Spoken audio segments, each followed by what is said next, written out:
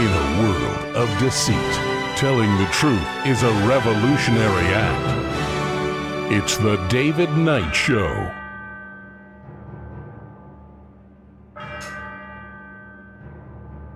As the clock strikes 13, it's Tuesday, the 11th of August, year of our Lord 2026. Today we got a busy day. We have Dr. Shiva Ayyadurai, who's going to be joining us live in the second hour.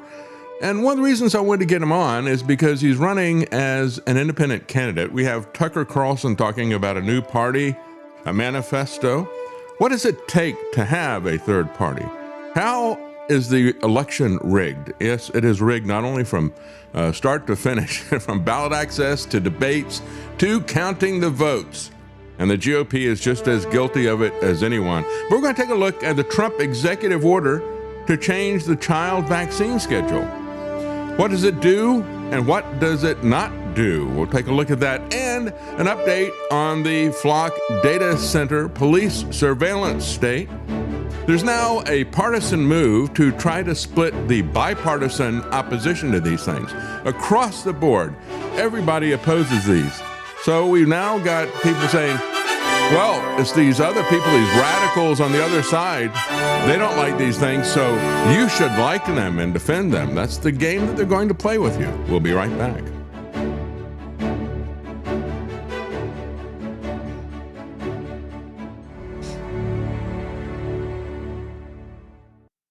As a matter of fact, I've seen, if you go to the internet and you search, you'll find one article after the other. The right likes or opposes the data centers, or the left is against the data centers, and blah, blah, blah.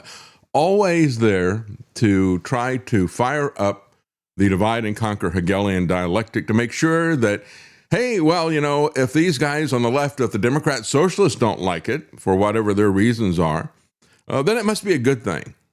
And I mean, seriously, they're doing that type of thing. It's happening more on the right with that, but the left will look at it and say, well, we've got a Georgia activist, a one-time flight attendant, who cut her teeth during the Tea Party wave. She joined the MAGA movement. She helped organize January the 6th. So maybe she's one of those crazy conservative radicals that was there on January the 6th, right? That's the way they part out. And then say now she has started a new group active in 37 states against data centers, had 18 rallies on one Saturday, most of those in 37 rallies, and 18 of them were in Texas. But then you look at the right side, and this is the Sun, the New York Sun. The left's crusade against data centers threatens the future of our digital economy. If people actually visit these facilities, they'll be astounded by the jaw-dropping technological wizardry that lies within. Maybe this person's never seen Jurassic Park, doesn't understand why Michael Crichton wrote that. Just because you can do something doesn't mean that you should do it. And you should always take a look at how these wizardry tools are going to be used. And then on the other side, we've also seen that anger over data centers is fueling a new political movement. This is coming from Politico, and they're championing the fact that a leftist here in Tennessee, Justin Pearson, who was one of the Tennessee Three, remember he had three legislators who disrupted the Tennessee legislature, shut it down with protests, bringing in people. They were leading the protests. Well, he is a radical leftist. However, he's also become, as they point out, one of the loudest voices amid a growing national backlash against pollution and the politics of America's AI build-out. And so when you look at this, I've just got to say to the right, don't lose this opportunity.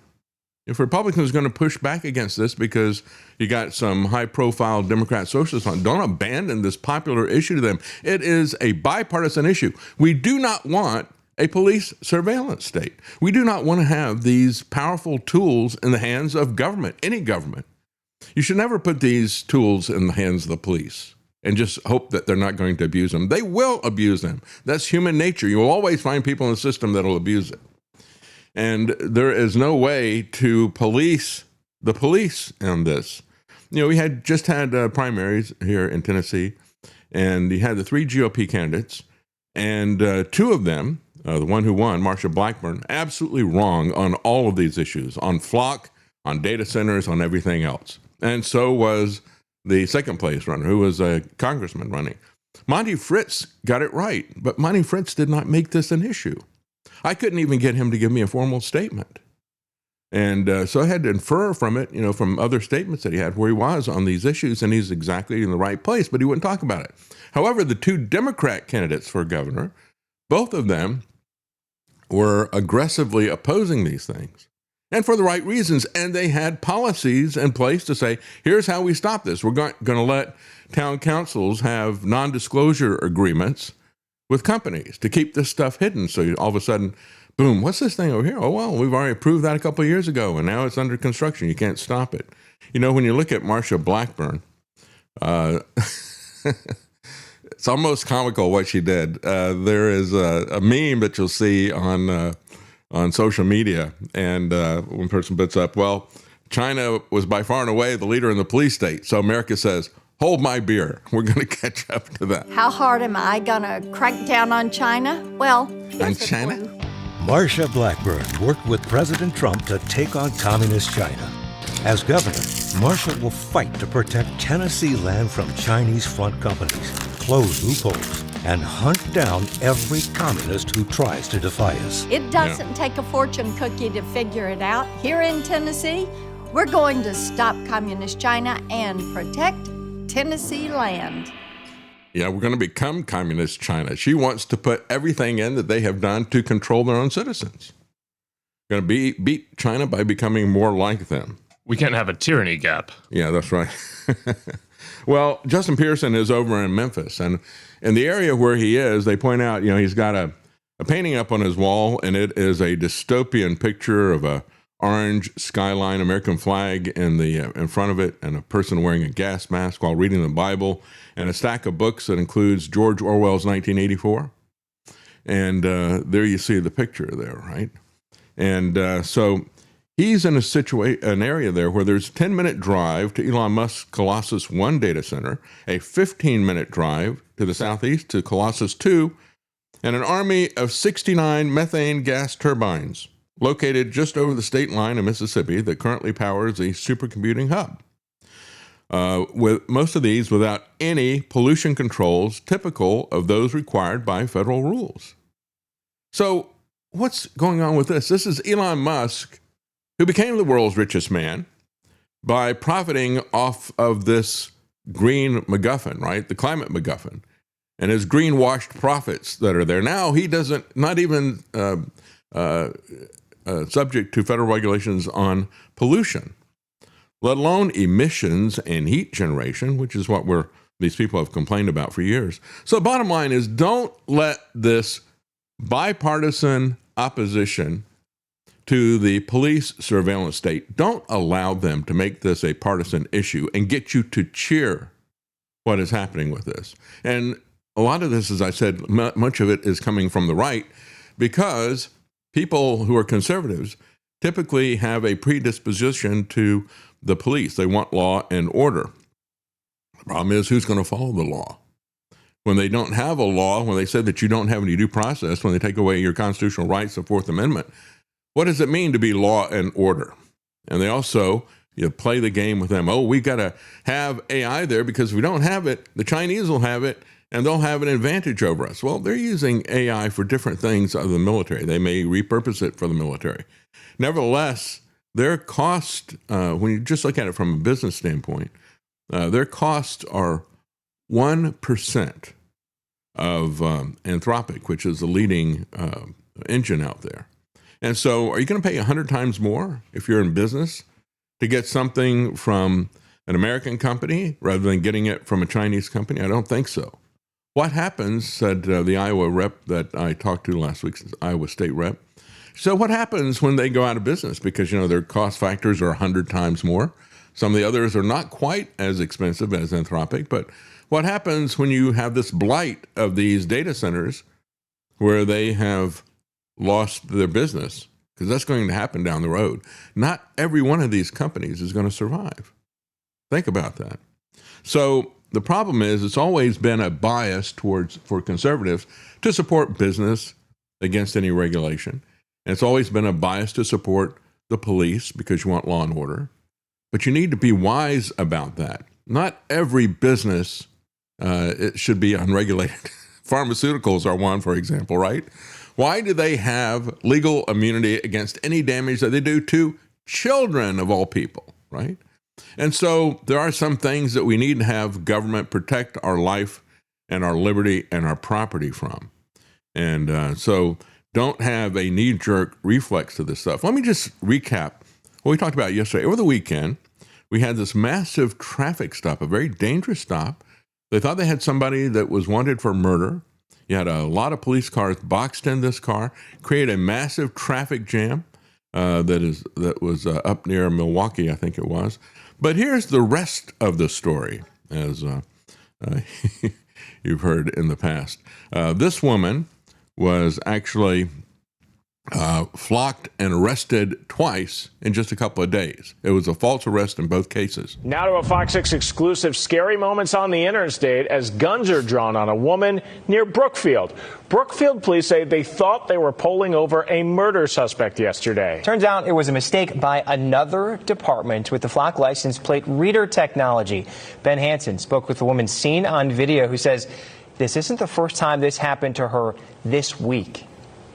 Like, where can we go? Like, it was just a whole lot. Like, Amber Newell is still shaken up from Thursday. I haven't been asleep since this happened. Every time I close my eyes, all I can see is guns. When Brookfield police surrounded her car on I-94, drew their guns, and told her to come out with her hands up. My mom Can you is my imagine? go-to person. I wanted to call her so bad yesterday, but I'm like, if I make a sudden move, it's going to be over. It's going to end my life. Friday, we learned Newell did nothing wrong. It was very embarrassing because after they put us in cuffs, they walked us to the car. I'm not knowing what's going on. I'm scared. All you see is people in their cars recording. Milwaukee police say they accidentally didn't remove the alert previously placed on her vehicle in the flock camera system. At one point, the vehicle was suspected of being tied to a homicide. Eventually, Milwaukee police were no longer interested in the vehicle, but the department didn't cancel that alert. So when Brookfield police saw the vehicle on a flock camera, they responded. Brookfield's chief says his officers did nothing wrong. The only thing they said was contact Milwaukee Police Department. It's their fault. That's all they kept saying was it's their fault. It's not our fault. It's their fault. MPD declined an interview. Newell says last Monday, the same thing happened when Milwaukee police pulled her over with guns drawn. She says officers never explained why, towed her car, and let her go. Newell says she's still scared to drive her car, and her daughter is too. My daughter keep asking, Mama, is the police going to get us? She don't want to ride in the car no more because she don't know if the police going to pull us over and do it again. Now, she's hoping for an explanation and an apology. I'm really mad at Milwaukee MPD because y'all failed. Y'all failed the system. Y'all failed me. Y'all failed everybody. Like, y'all... I'm traumatized now. In Milwaukee, Ben Hansen, Fox 6 News. And of course, that's one example. I could just make a show out of playing these examples. Another one, which is also very egregious. I mean, when you got somebody's a murder suspect and everybody's got their guns drawn, they are on a hair trigger. As she pointed out, it's a very dangerous situation. They could have shot her very easily. There was another case, which I did not, there's a video of it. I'm not going to play it for you. But there was a guy who he was reported that he had a stolen car. Now, in this particular case, they're saying that, well, it's a human error because these guys were supposed to take her license plate that had been put in out of the database. They left it in, and so Flock did its job. Well, in this other case, Flock did not do its job. It misread the license plate and flagged the car. It got one of the characters wrong. It was off by one. The police pull over, guns drawn again because they think this is a stolen car. They get the father and the mother and the 1-year-old child all out of the car. They arrest the father. They put him in the car and lock him up. And the mom's like, what's going on? Can't get any answers. And then they eventually figure out what is happening. And then just say, sorry about that. Drive off. This is why we do not want to have this stuff. I mean, somebody's going to get killed over this kind of stuff. And so when you talk about privacy, is it something that the Flock CEO believes himself is important? Well, look at this report. After surveilling the CEO of Flock for 3 days, my private investigator found 3 separate cars, 3 separate routes, and 3 different plates. If the man who made his fortune recording your license plate changes his own every day to preserve his privacy, then what does that tell you about the value of privacy itself? The reality is, the evidence that Flock prevents crime is non-existent. Cities that have been covered in Flock cameras saw the same crime reduction as cities with none, because crime fell nationwide everywhere at the same time. Flock simply stood in front of a falling curve it didn't cause and called it proof. Like the vaccines. What the graph is trying to tell us. So it's from the Council on Criminal Justice. It's from 2021 through 2025, and it's for homicides.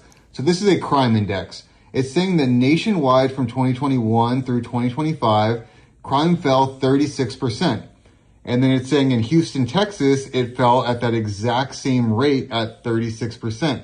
So why is this significant? Why Houston, Texas? Well, there's a big reason why. And because in Houston, Texas, they are very heavily saturated with Flock cameras. They have around 3,800 Flock cameras in the entire area of Houston. So if you have 3,800 Flock cameras, you would expect that the crime rate would fall much sharper. It would be a much more drastic decline, but that's not what we're seeing. Even with 3,800 Flock cameras, the crime rate only fell at the national average. Well, of course, I've got an even better example than that. In Atlanta, Flock's hometown, they've got over 5,000 cameras, as I pointed out last week. Crime was flat or increased in every category. Now, you have one of the categories that it was flat in was automobile crime. You would think that of all things, these automated license plate readers, which is its primary function, you would think that when it came to car theft and other issues like that, that they would have a big effect. They had no effect on the crime statistics as collected by the FBI. But this, as he pointed out, standing in front of a falling curve and taking credit for it, we have seen this done over and over and over again with the pharmaceutical companies and the vaccines. You got a lot of people are getting sick with a particular case, and as it's a particular disease or diagnosis, and as these people create a vaccine, all of a sudden it just falls off. And it's not due to their vaccine at all. Well, one of the things that needs to be done is to make sure that we know what is being done in our communities. And that means we have to get involved in the local community to know what's happening. But we also need to have town councils and city planners that are transparent in what they are approving. This is a new Amazon data center that stoked worries that it'll be the most polluting power plant in the U.S.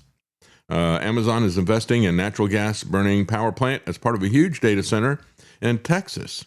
And as I pointed out before, the New York Times said, well, we're looking at the massive amount of carbon dioxide. They're still worried about that, right? I'm not worried about that, but they are. But we have to lose all of our cars, even though these data centers are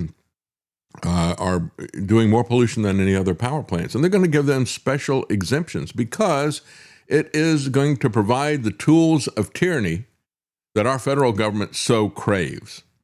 And so they get their exceptions. They get their special favors. Amazon emissions have gone up in each of the past several years. And when they look at this, it's going to soon be equivalent to, when you look at their data center and everybody else's, it'll soon be equivalent to all of the passenger cars in America, just from the data centers. Is that really worth it? When we look at that and we look at what is happening with the Flock stuff, just always remember this graphic right here. Your city spent millions on cameras to spy on you, not on potholes. Think about that. In nearby Knoxville, they spent $9.5 million on roving flying cameras from Axon. They're going to be drone surveillance devices. And that's just the beginning. They're going to have an annual fee of that. That's just to install the things. What if they were to use that to fix the roads? There's a novel idea. There's something to run for if you're going to run for local office. Just stop that.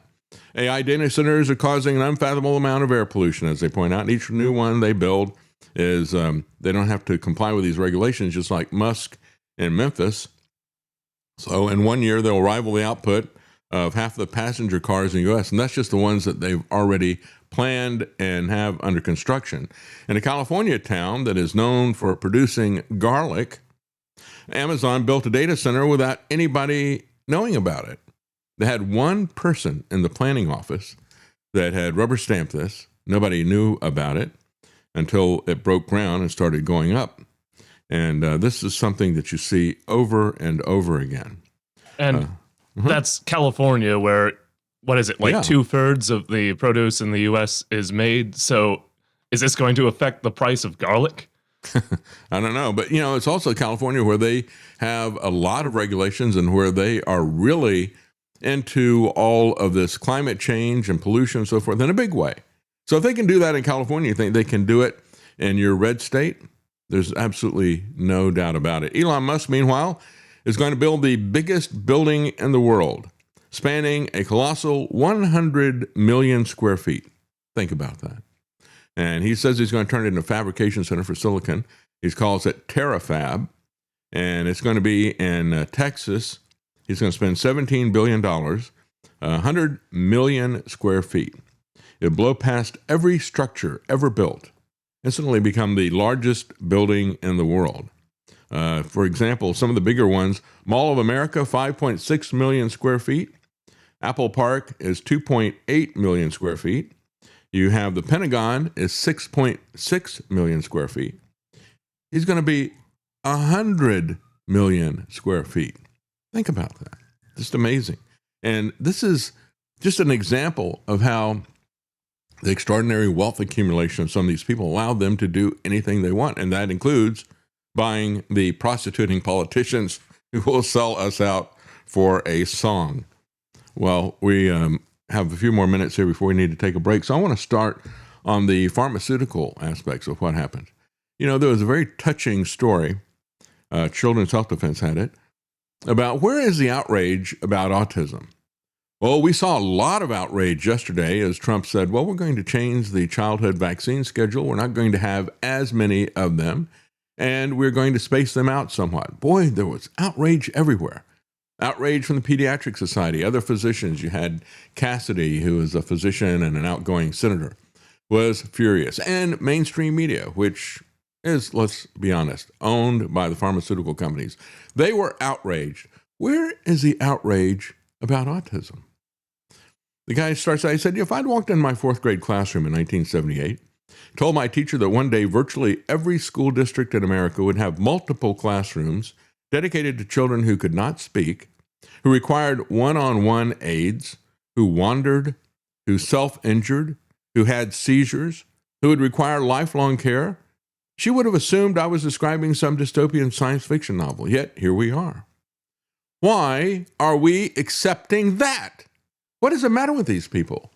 When you look at this and how severe this problem is, you have to ask some of these people who are complaining about any change to the vaccine schedule. And unfortunately, it is far too little that he has changed, as he's adding the mRNA flu vaccine that's there, but mandating it by the Navy.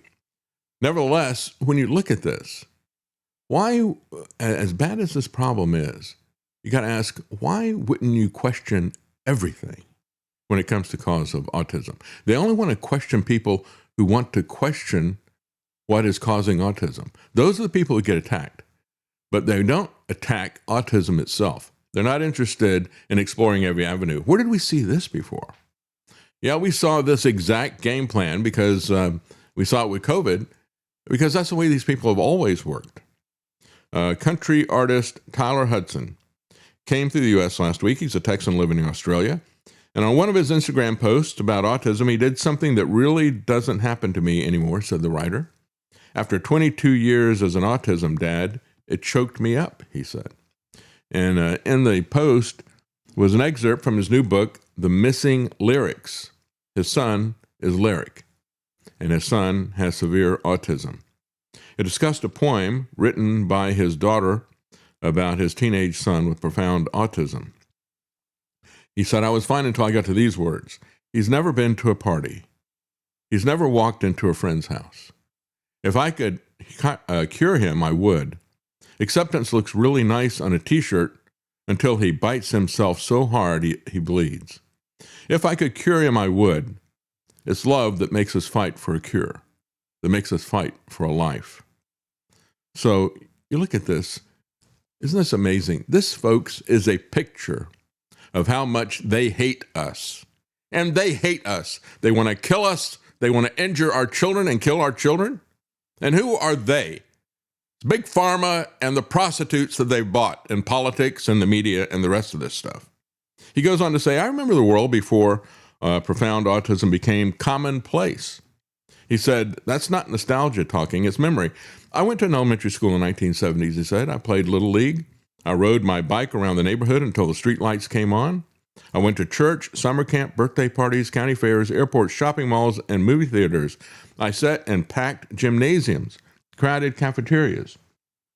I stood in line for the scrambler at the fair, behind 100 kids I'd never met. I was surrounded by children everywhere I went, constantly for my entire childhood. Looking back, I can remember many of them: the kid who always picked his nose, the kid who couldn't stop talking, the class clown, the bully, the shy girl, the future valedictorian. I even remember the girl in my sister's grade with Down's syndrome because there was exactly one.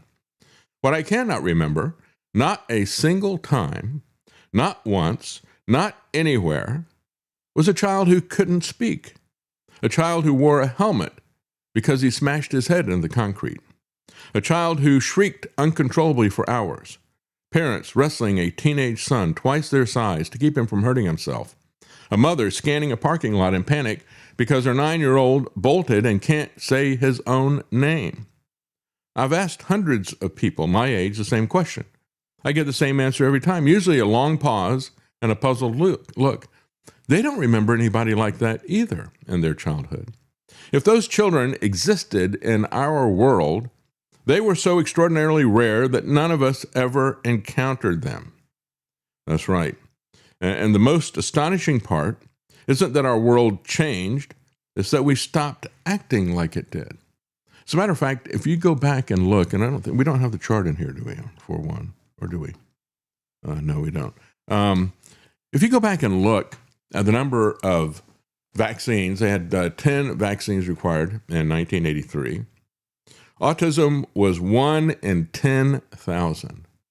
It's gone from 10 to 30 to 36 to 72, now to 96.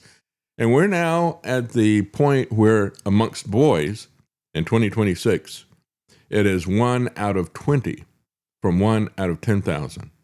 Now, it's kind of interesting to see how it's ramped up as the number of required shots have ramped up. Now, correlation is not necessarily causation, but it's something that should be looked at. When you look at what it's like to have severe autism like this that he's describing, why wouldn't you look at every cause? Why should anything be off limits? And why should the pharmaceutical companies be given immunity for childhood vaccines? They know that, or they wouldn't have put the immunity in there. That's why Fauci did it in the first place, because he knew that even with just a handful of vaccines, it was going to put the vaccine companies out of business because of the harm that they were doing. So he got them childhood immunity. Then they multiplied it, knowing that it was harmful. And that's where we are today. And so about the whole 1 in 20, yeah, people will dismiss it all by saying, oh, they've just expanded what it means to be autistic. You know, they now include largely normal people, which they have done as a smokescreen, I would say, to hide the fact that the extremely autistic people, the ones that, you know, wear helmets and scream, are climbing at a precipitous rate. That's right. Well, you know, the example that I always go back to is this family in Tennessee. They moved to Tennessee because they wanted to homeschool their kids. Then the mother wanted to get a divorce. And in court, the judge said he was a vaccine proponent. And so it was brought up, and her lawyer knew that. So he brought that up. And the judge was outraged. He thought that was child abuse not to get your child vaccinated. So he said, whichever one of you will agree to get your kids caught up, I'll give that parent custody. And so the mother said, yes, I'll do it. And she did it. And for the daughter, they spread it out because she had already had she's the oldest one, she'd had a couple of bad reactions to early vaccines. And so they spread out over a couple of days. For the 2 younger boys, they gave them all of them at once. They went straight into intensive care. One of them got out after about a week or so in there. The other one was in there longer. When he came out, he's so severely autistic that he's going to be in diapers the rest of his life. Well, we're going to pick up with this on the other side of the break. Folks, we will be right back.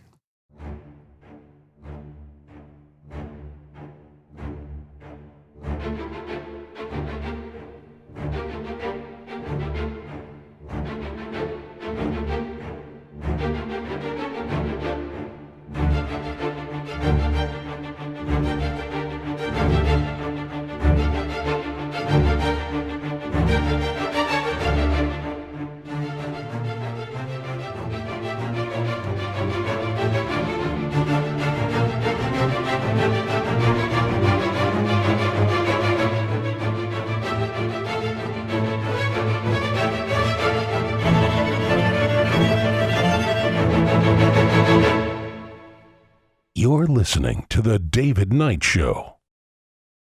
Let's pick up with this. The children that we've all seen in the grocery store are becoming adults now, he said. That's not a projection, it's arithmetic. The kids who started arriving in the 1990s and started getting injected with a massive number of vaccines are now in their 30s.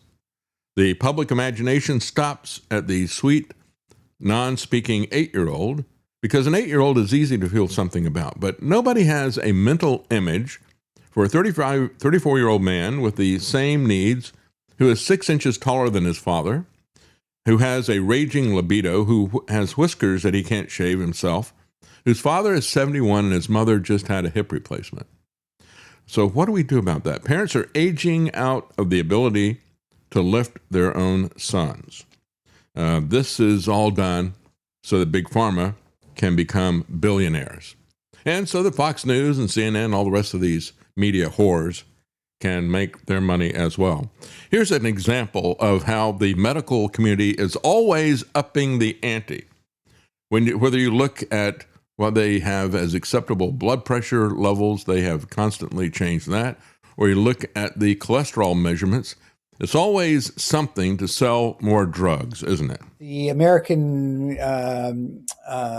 Cardiology Association, the American Heart Association came out with a new set of guidelines just earlier this month. And they are a fascinating study in the creation of disease, because according to the recommendations around when you should be testing somebody for high cholesterol have changed. Instead of just testing older people, we should be testing younger people.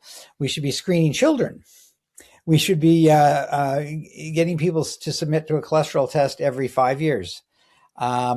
And the level at which they set the LDL target, this is a kind of low density lipoprotein, is about 100. Something like 25% of the American population has an LDL level that's over that. So if you do the math, the new definition of high cholesterol is about almost 100 million Americans. About a third of the population. This is a massive market. So I've been asking my friends in the cardiology world, like, what's going on here? Why is the industry and these organizations back on cholesterol? And the reason is just so obvious, Alan. It's because there's so much money in it.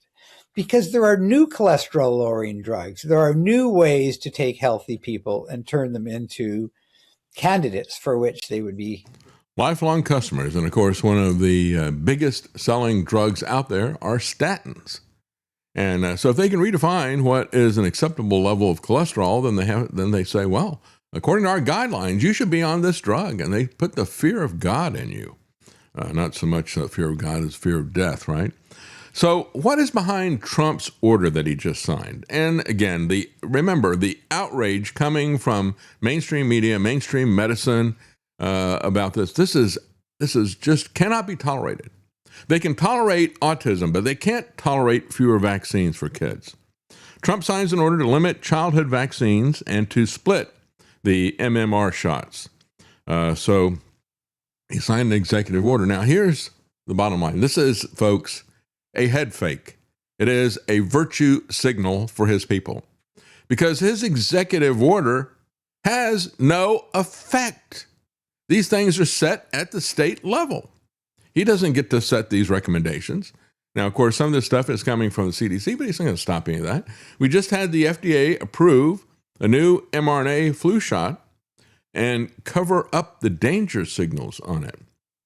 The Navy is now mandating it in spite of what War Pete said about the mandated vaccines. They're doing it again. So now they've got an mRNA flu shot that they're going to mandate.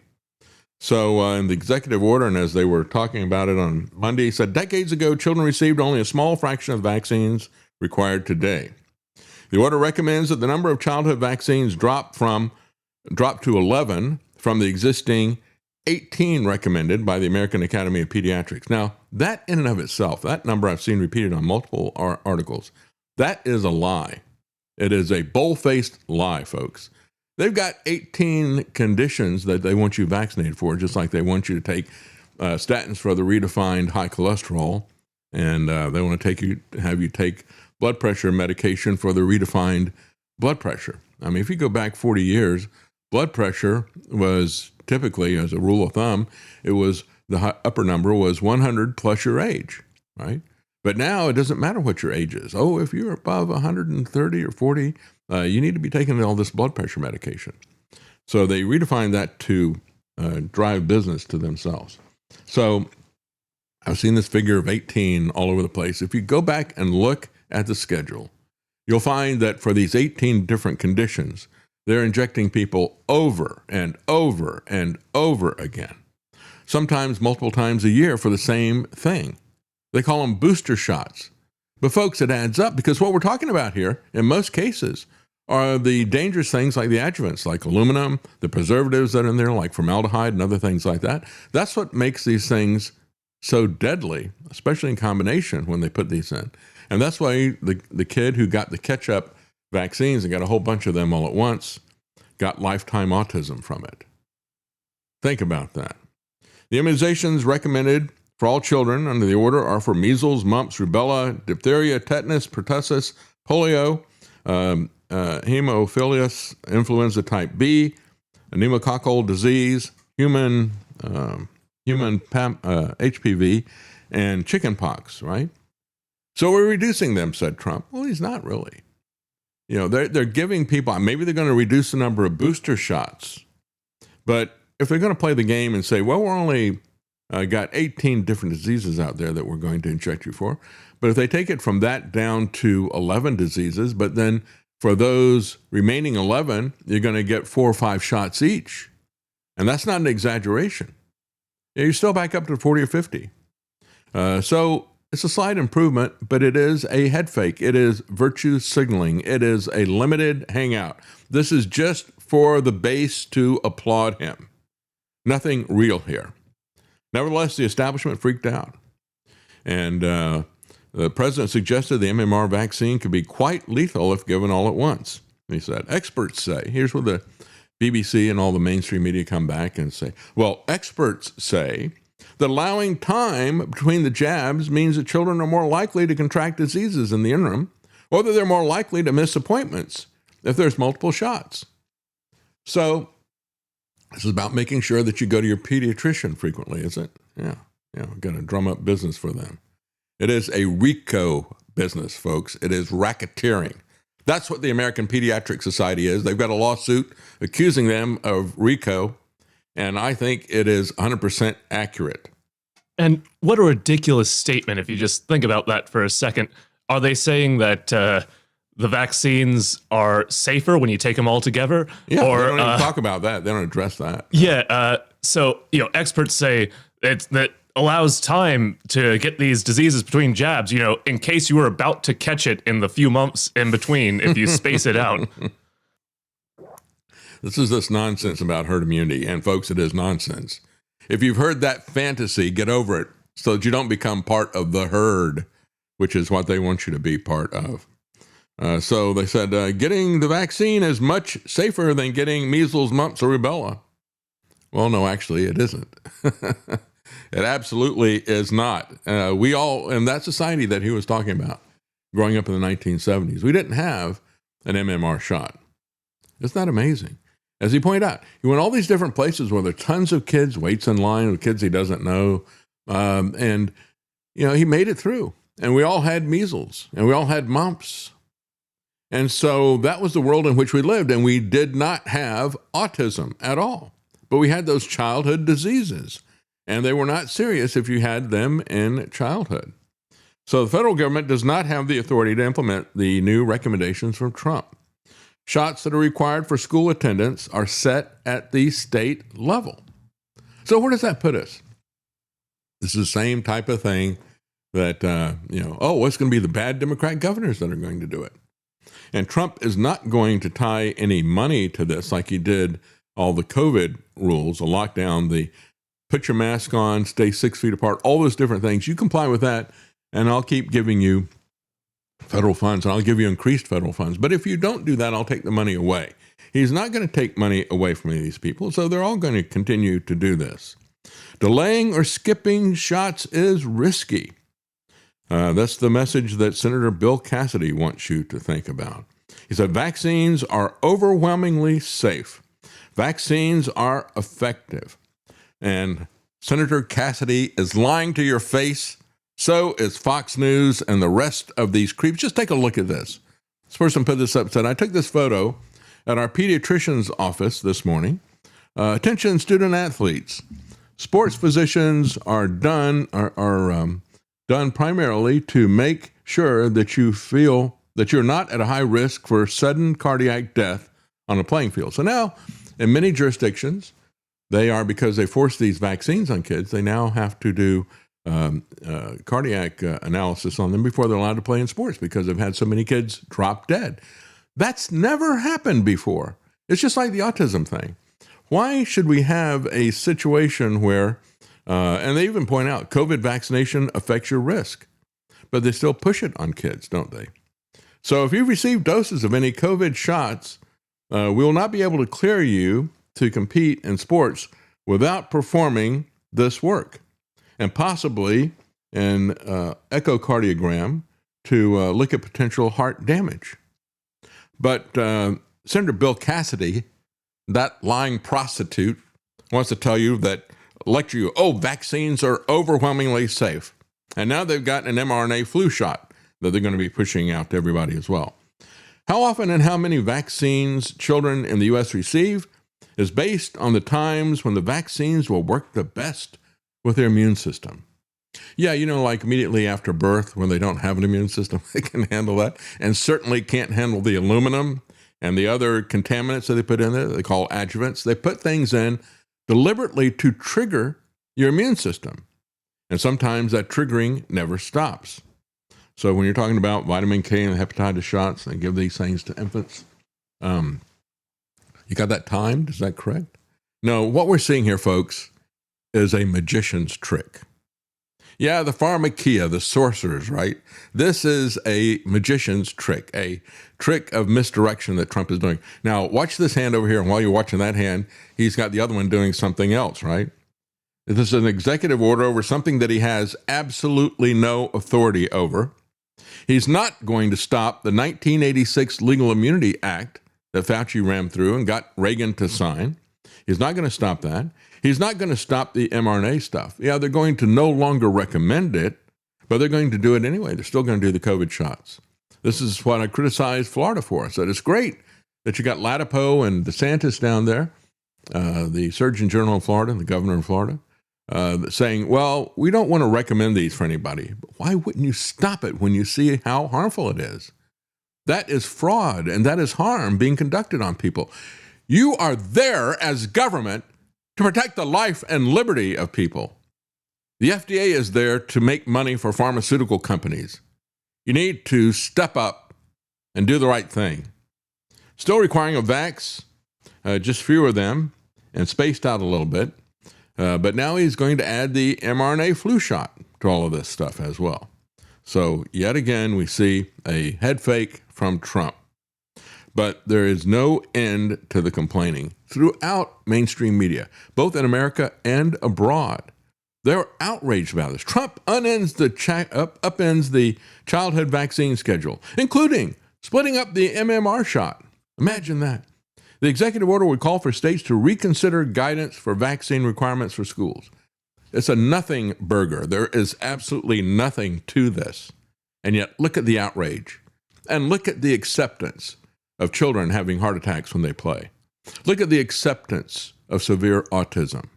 That's what these people are willing to accept because they hate you, they hate your children, they want to kill and cripple all of us. Citing no evidence, Trump alleges that the MMR vaccine, long a boogeyman of any anti-vaccine activist thanks to a long discredited study by a disgraced British ex-physician. No, Andrew Wakefield is not disgraced. What they did to him was a disgrace to the medical community. Everybody sees it. Just like what they did to people who pushed back against the COVID pandemic garbage. It was a disgrace for them. It wasn't a disgrace to the people who got purged out of the medical system. It just showed what a disgraceful medical system we have. They don't give you information, or if they do, it's a lie. And they don't want your consent, of course. So it also removed the recommendations for the COVID-19 jabs, but did not remove the COVID-19 jabs. And I talked about that as well. I keep thinking of that movie. It was called Montenegro. The only thing I remember about that movie was that she had this basset hound. We had a basset hound. It was a great-looking basset hound.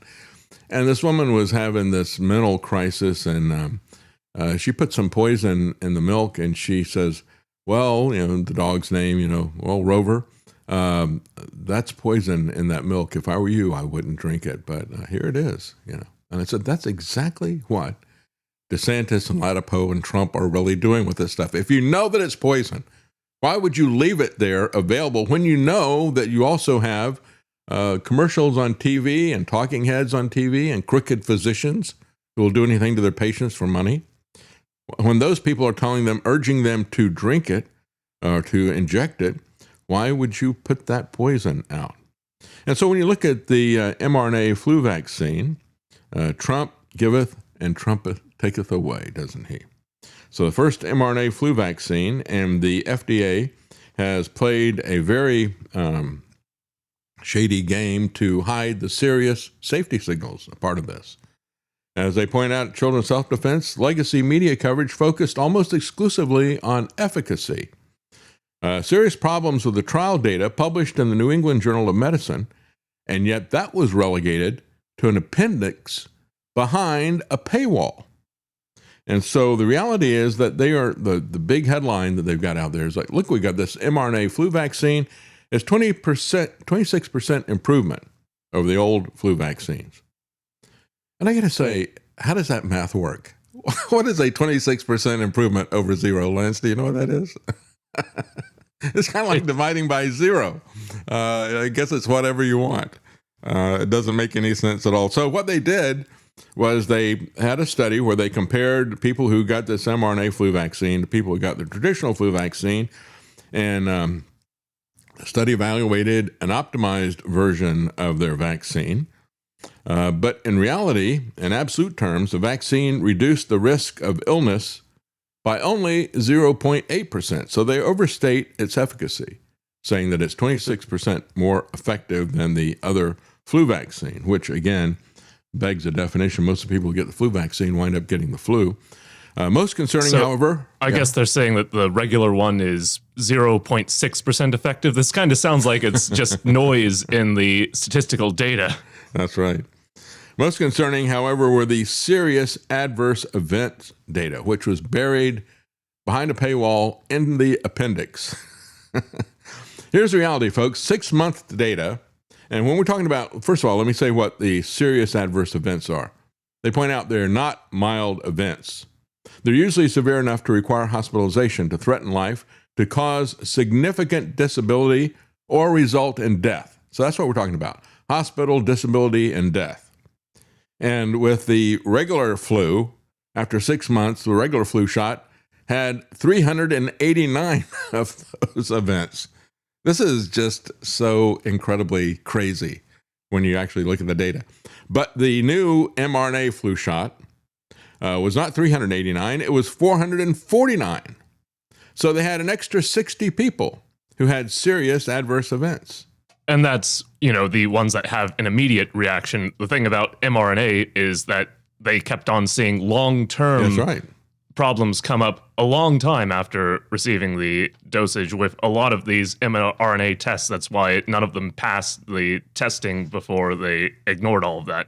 That's exactly right. And so, when we look at this, the flu vaccine was already the most widely reported thing causing injuries before you had the COVID-19 vaccine. So now what they're doing is they're ramping it up. They're taking the flu vaccine, which is most widely reported as damaging things. Now they're going to make it mRNA to make it even more damaging, and significantly by that as well. Well, we're going to take a quick break. Before we do, I want to thank the people who have sent us checks for the month of August so far. Brent and Ingrid S., Joel B., Matthew H., Thomas W., Anthony T., Aaron F., Scott and Samantha T., and JM in Florida. Thank you so much, all of you. We're going to take a quick break, and we will be right back.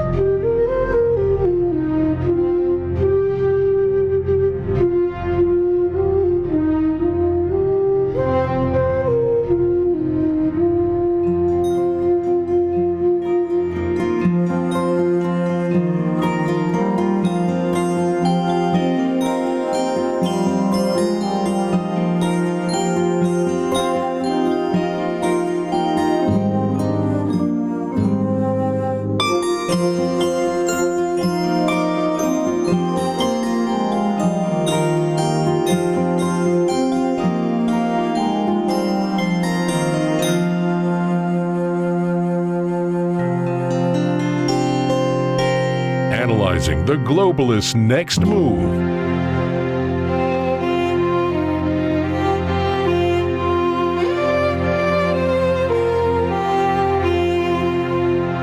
And now, the David Knight Show.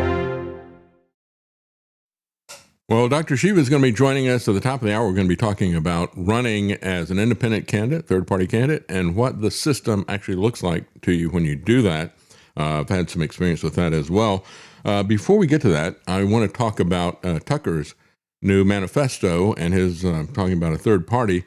But even before I get to that, I want to really quickly, this is someone who did us a huge favor. Roger at Five Rivers Land Company in Dandridge, Tennessee, was a person who came to our rescue. We would not have made it here because we had so many people who couldn't get off the ball, couldn't get off the mark and get things going. We had a bank that really messed with us, and we nearly lost our deposit as well as this house that we're in right now. And he heard me talking about it, and he contacted me and said, hey, I'm in the area. I can do an appraisal if you need an appraisal. And he did it right away. He turned it around right away. And so I really do appreciate that. He has a real estate company here, Five Rivers Land Company in Dandridge, Tennessee. And he has a house that he wanted me to tell people about. It's a special house that they have a motivated seller who was retiring. It has been a lifelong farm homestead for he and his family. As a matter of fact, this goes back to the 1800s, this property, built in 1890. 14 acres, so it's ready as a farm. It's a farmhouse with acreage, a motivated seller. Make an offer on all or part of the land. He said it's zoned agriculture, so bring your horses, cows, and chickens and grow a garden. Great tasting well water. Vintage 1890s house with authentic wood paneling and other things that are, you can find that on Zillow.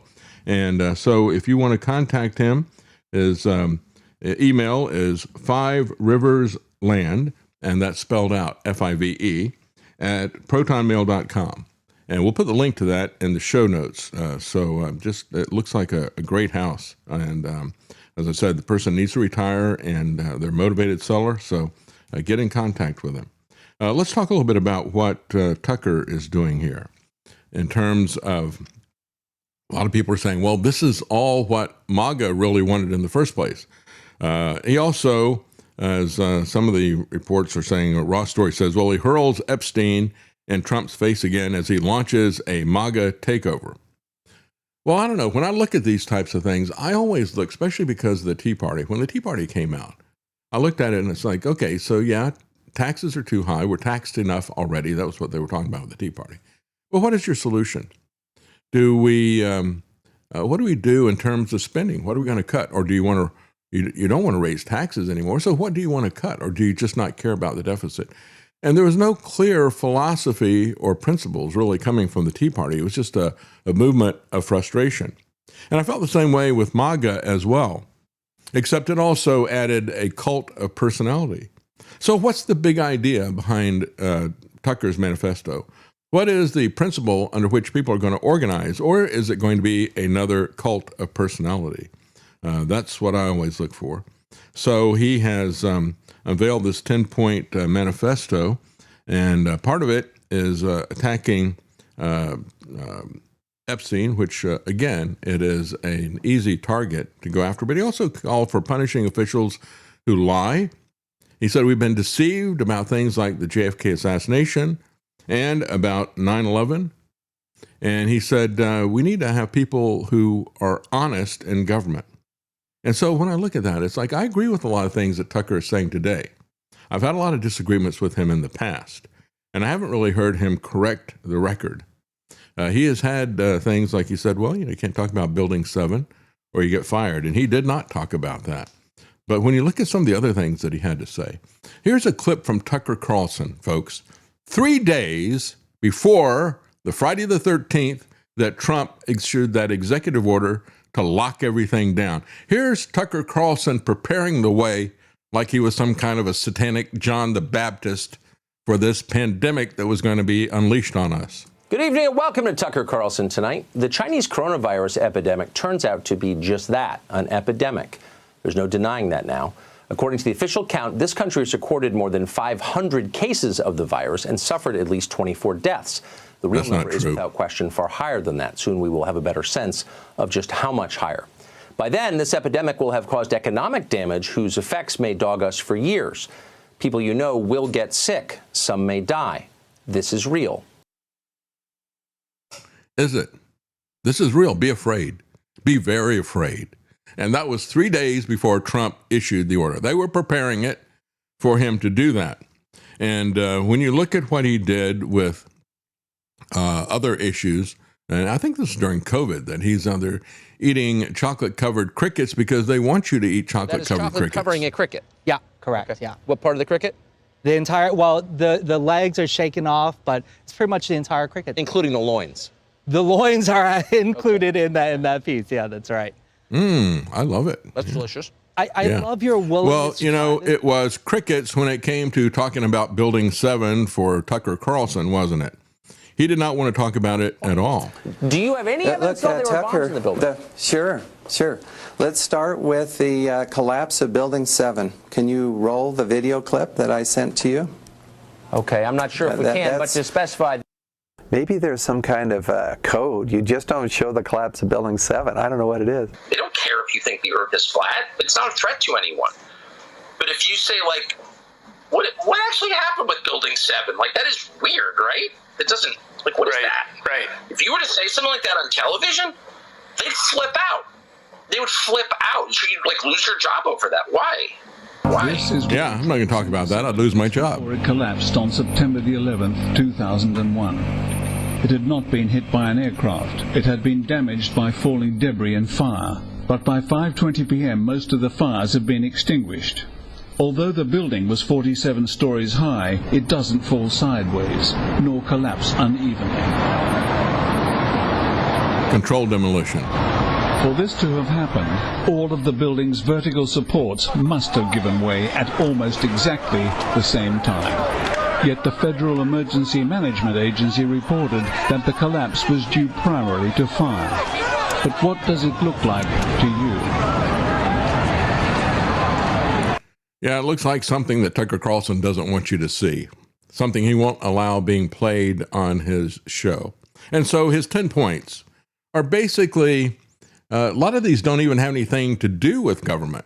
The first two do. Fair, that we ought to have the same rules apply to presidents, federal agents, and elites and to Jeffrey Epstein, right? And so, yeah, we want to have a legal system that is blind, that is a same standard for everybody. He said we also should have sovereignty. We shouldn't be controlled by foreign nations like Israel. Well, I agree with that as well. Those are both government things. But then he gets into things like beautiful. He talks about urban planners that are uglifying American cities and have brutalist architecture and a whole bunch of other things. Yeah, you should have a lot of kids. These are not the roles of government. And he doesn't have anything that he is talking about in terms of what he would do about the things that actually are about government. We'll talk more about this when we come back. We got to take a quick break at the top hour. We'll be right back.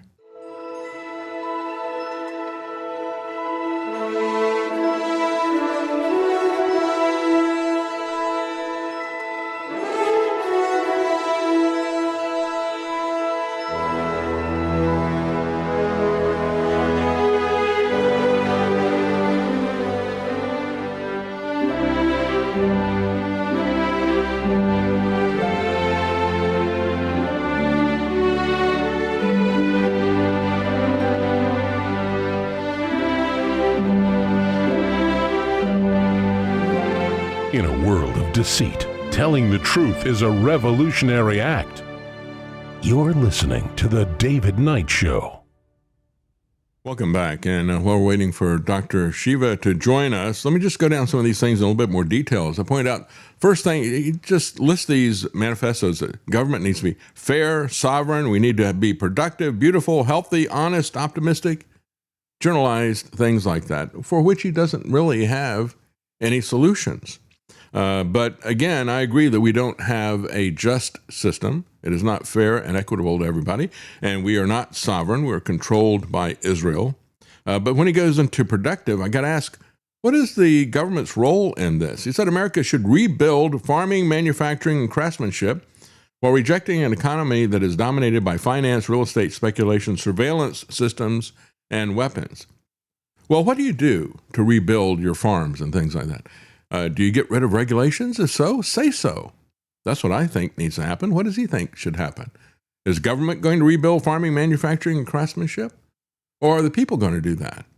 And what is government's role in that? The government's role is to get out of the way.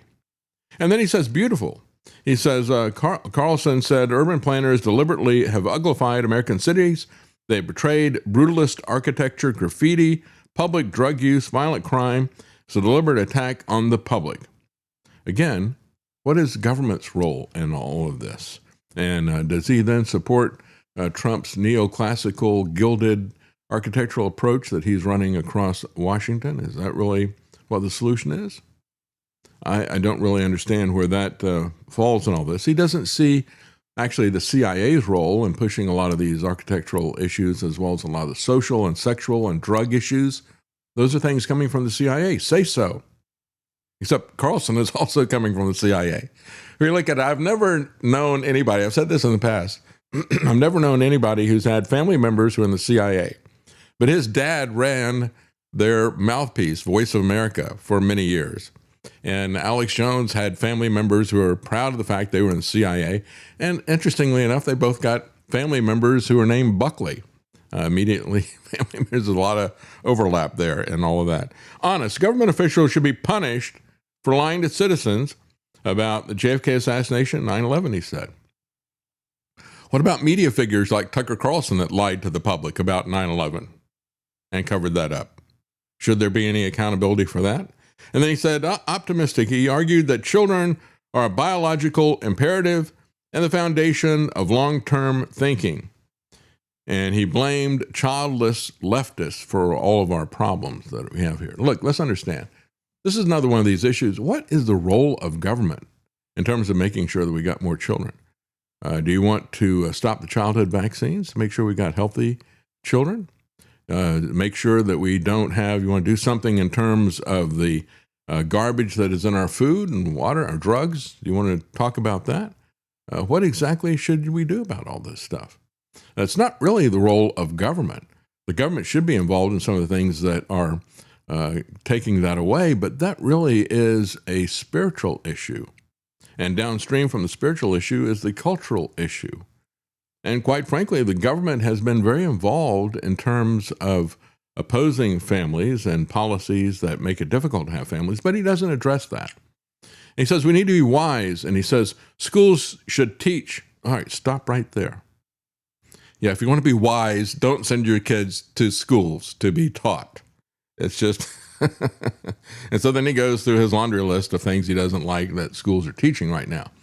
Let's understand, folks, that conservatives thought it would be a great idea to have schools because they'd make great citizens out of our children. So they pushed government schooling. Then the left took it over. That is where wisdom lies. To understand, don't set up structures that can be taken over by people that you disagree with, that can be then used to coerce and propagandize children or adults. And he says, decent. He said the U.S. should apologize and pay restitution for killing non-combatants and reverse Trump's Department of War. Well, I agree. We should maybe in any of this, I don't see anything about following the Constitution. You know, when you go back and you look at the 10-point plan of Newt Gingrich, his contract with America, he had specific policies that he was going to enact in Congress. And in a sense, I guess this is kind of meant to be an echo of that and give a general sense of where he wants to see the country go. But there's no concrete issues in there at all. And of course, neither this plan nor Newt Gingrich's plan talked at all about the Constitution. That's why when I ran for Congress, I said, as the election cycle after Newt Gingrich, I said, here's my 10-point plan for America. It's called the Bill of Rights. But anyway, we got our guest ready. So I want to go without any further ado to Dr. Shiva Ayyadurai. Thank you for joining us, sir. Good morning, David. How are you? I'm good. Thank you. And I wanted to talk to you. I don't know if you heard me. I was just talking about Tucker's manifesto. and what is there and what is not there. And it's very much a limited hangout. It's very much just kind of a mom and apple pie type of thing with no concrete examples of anything that are there. What's your take on the third-party aspect? You're running for Congress again. You've had a lot of, or Senate, I should say. You've had a lot of experience in terms of running as an independent candidate. And you know how the major parties push back against anything that's not under their control. Tell us a little bit about that. Yeah, so a couple of things, David. I want to make my sort of commentaries on Tucker Carlson. I call him something else. I'm being kind. Yeah, I know. He is a limited hangout. He comes from a CIA family. And I think when I speak about what he's doing, it is an opportunity for people to really learn this repeated lesson that the swarm is very, very creative, and how it continues to distract people from building a true independent bottoms-up movement. So I'll talk about that. But before that, what I want to let people know is that I'm a big proponent that when you look at history and you look at the evidence, it has always been independent, bottoms-up movements from everyday people that has changed anything for humanity, period. Yep. Anything that has oppressed people, enslaved people, or has always come from top down. And it has always been a manipulation, sometimes presented as though it's going to save people. So that's from the time of Christ or even before till today. Yeah. Christ was the obvious establishment. He was fighting the Romans, but the not so obvious was the Sadducees and the Pharisees, who acted like they were preaching the words of God. And we don't, and Tucker Carlson falls into that same realm as the Sadducees and the Pharisees. The establishment knows how to create fake versions of real fighters and manipulate people. And I can't see anyone taking Tucker Carlson seriously at all, just a face that he makes, absolute insincerity. But we'll come back to that. But I've spent my whole life, David, as you know, being a proponent of this, having grown up in a caste system in India before I came to the United States. And then having studied what America is truly about, it's always been bottoms-up movements that have changed everything. So when I ran against Elizabeth Warren in 2017 and 18, we ran as independents. And I just want to let people know that the establishment does this repeated mantra that you're wasting your votes when you vote for independents, and independents can't do anything. The reality is, what I share with you will show that as an independent candidate, as an independent force, our movement has always led the way and has many, many victories. And I want to walk people through that so we break through this brainwashing. So, for example, if you look at in 2017-18, we ran as independents, and we ran on a campaign of only the real Indian can defeat the fake Indian. Now, that slogan itself was a very powerful slogan. People loved it. Yeah, it was very clever. Yeah, it was a great slogan. I mean, I have two guys doing some masonry work in the house, two hardworking guys, and they said, "Oh, yeah, we voted for you, Dr. Shiva. We love that slogan. We still have the signs we saved. We had a picture of me and Elizabeth Warren in a headdress, and it said, only the real Indian can defeat the fake Indian." But anyway, the key part of that independent movement that we did, and the Republicans didn't like it. The GOP here didn't like us saying that. And obviously the Democrats didn't. But what it did was, from the time we started doing it, and the thousands of flyers and huge posters we put up, if you look at the time that it started, we really started this whole thing about Elizabeth Warren, fake Indian ancestry, in a much more deeper way to reflect that she's actually the racist.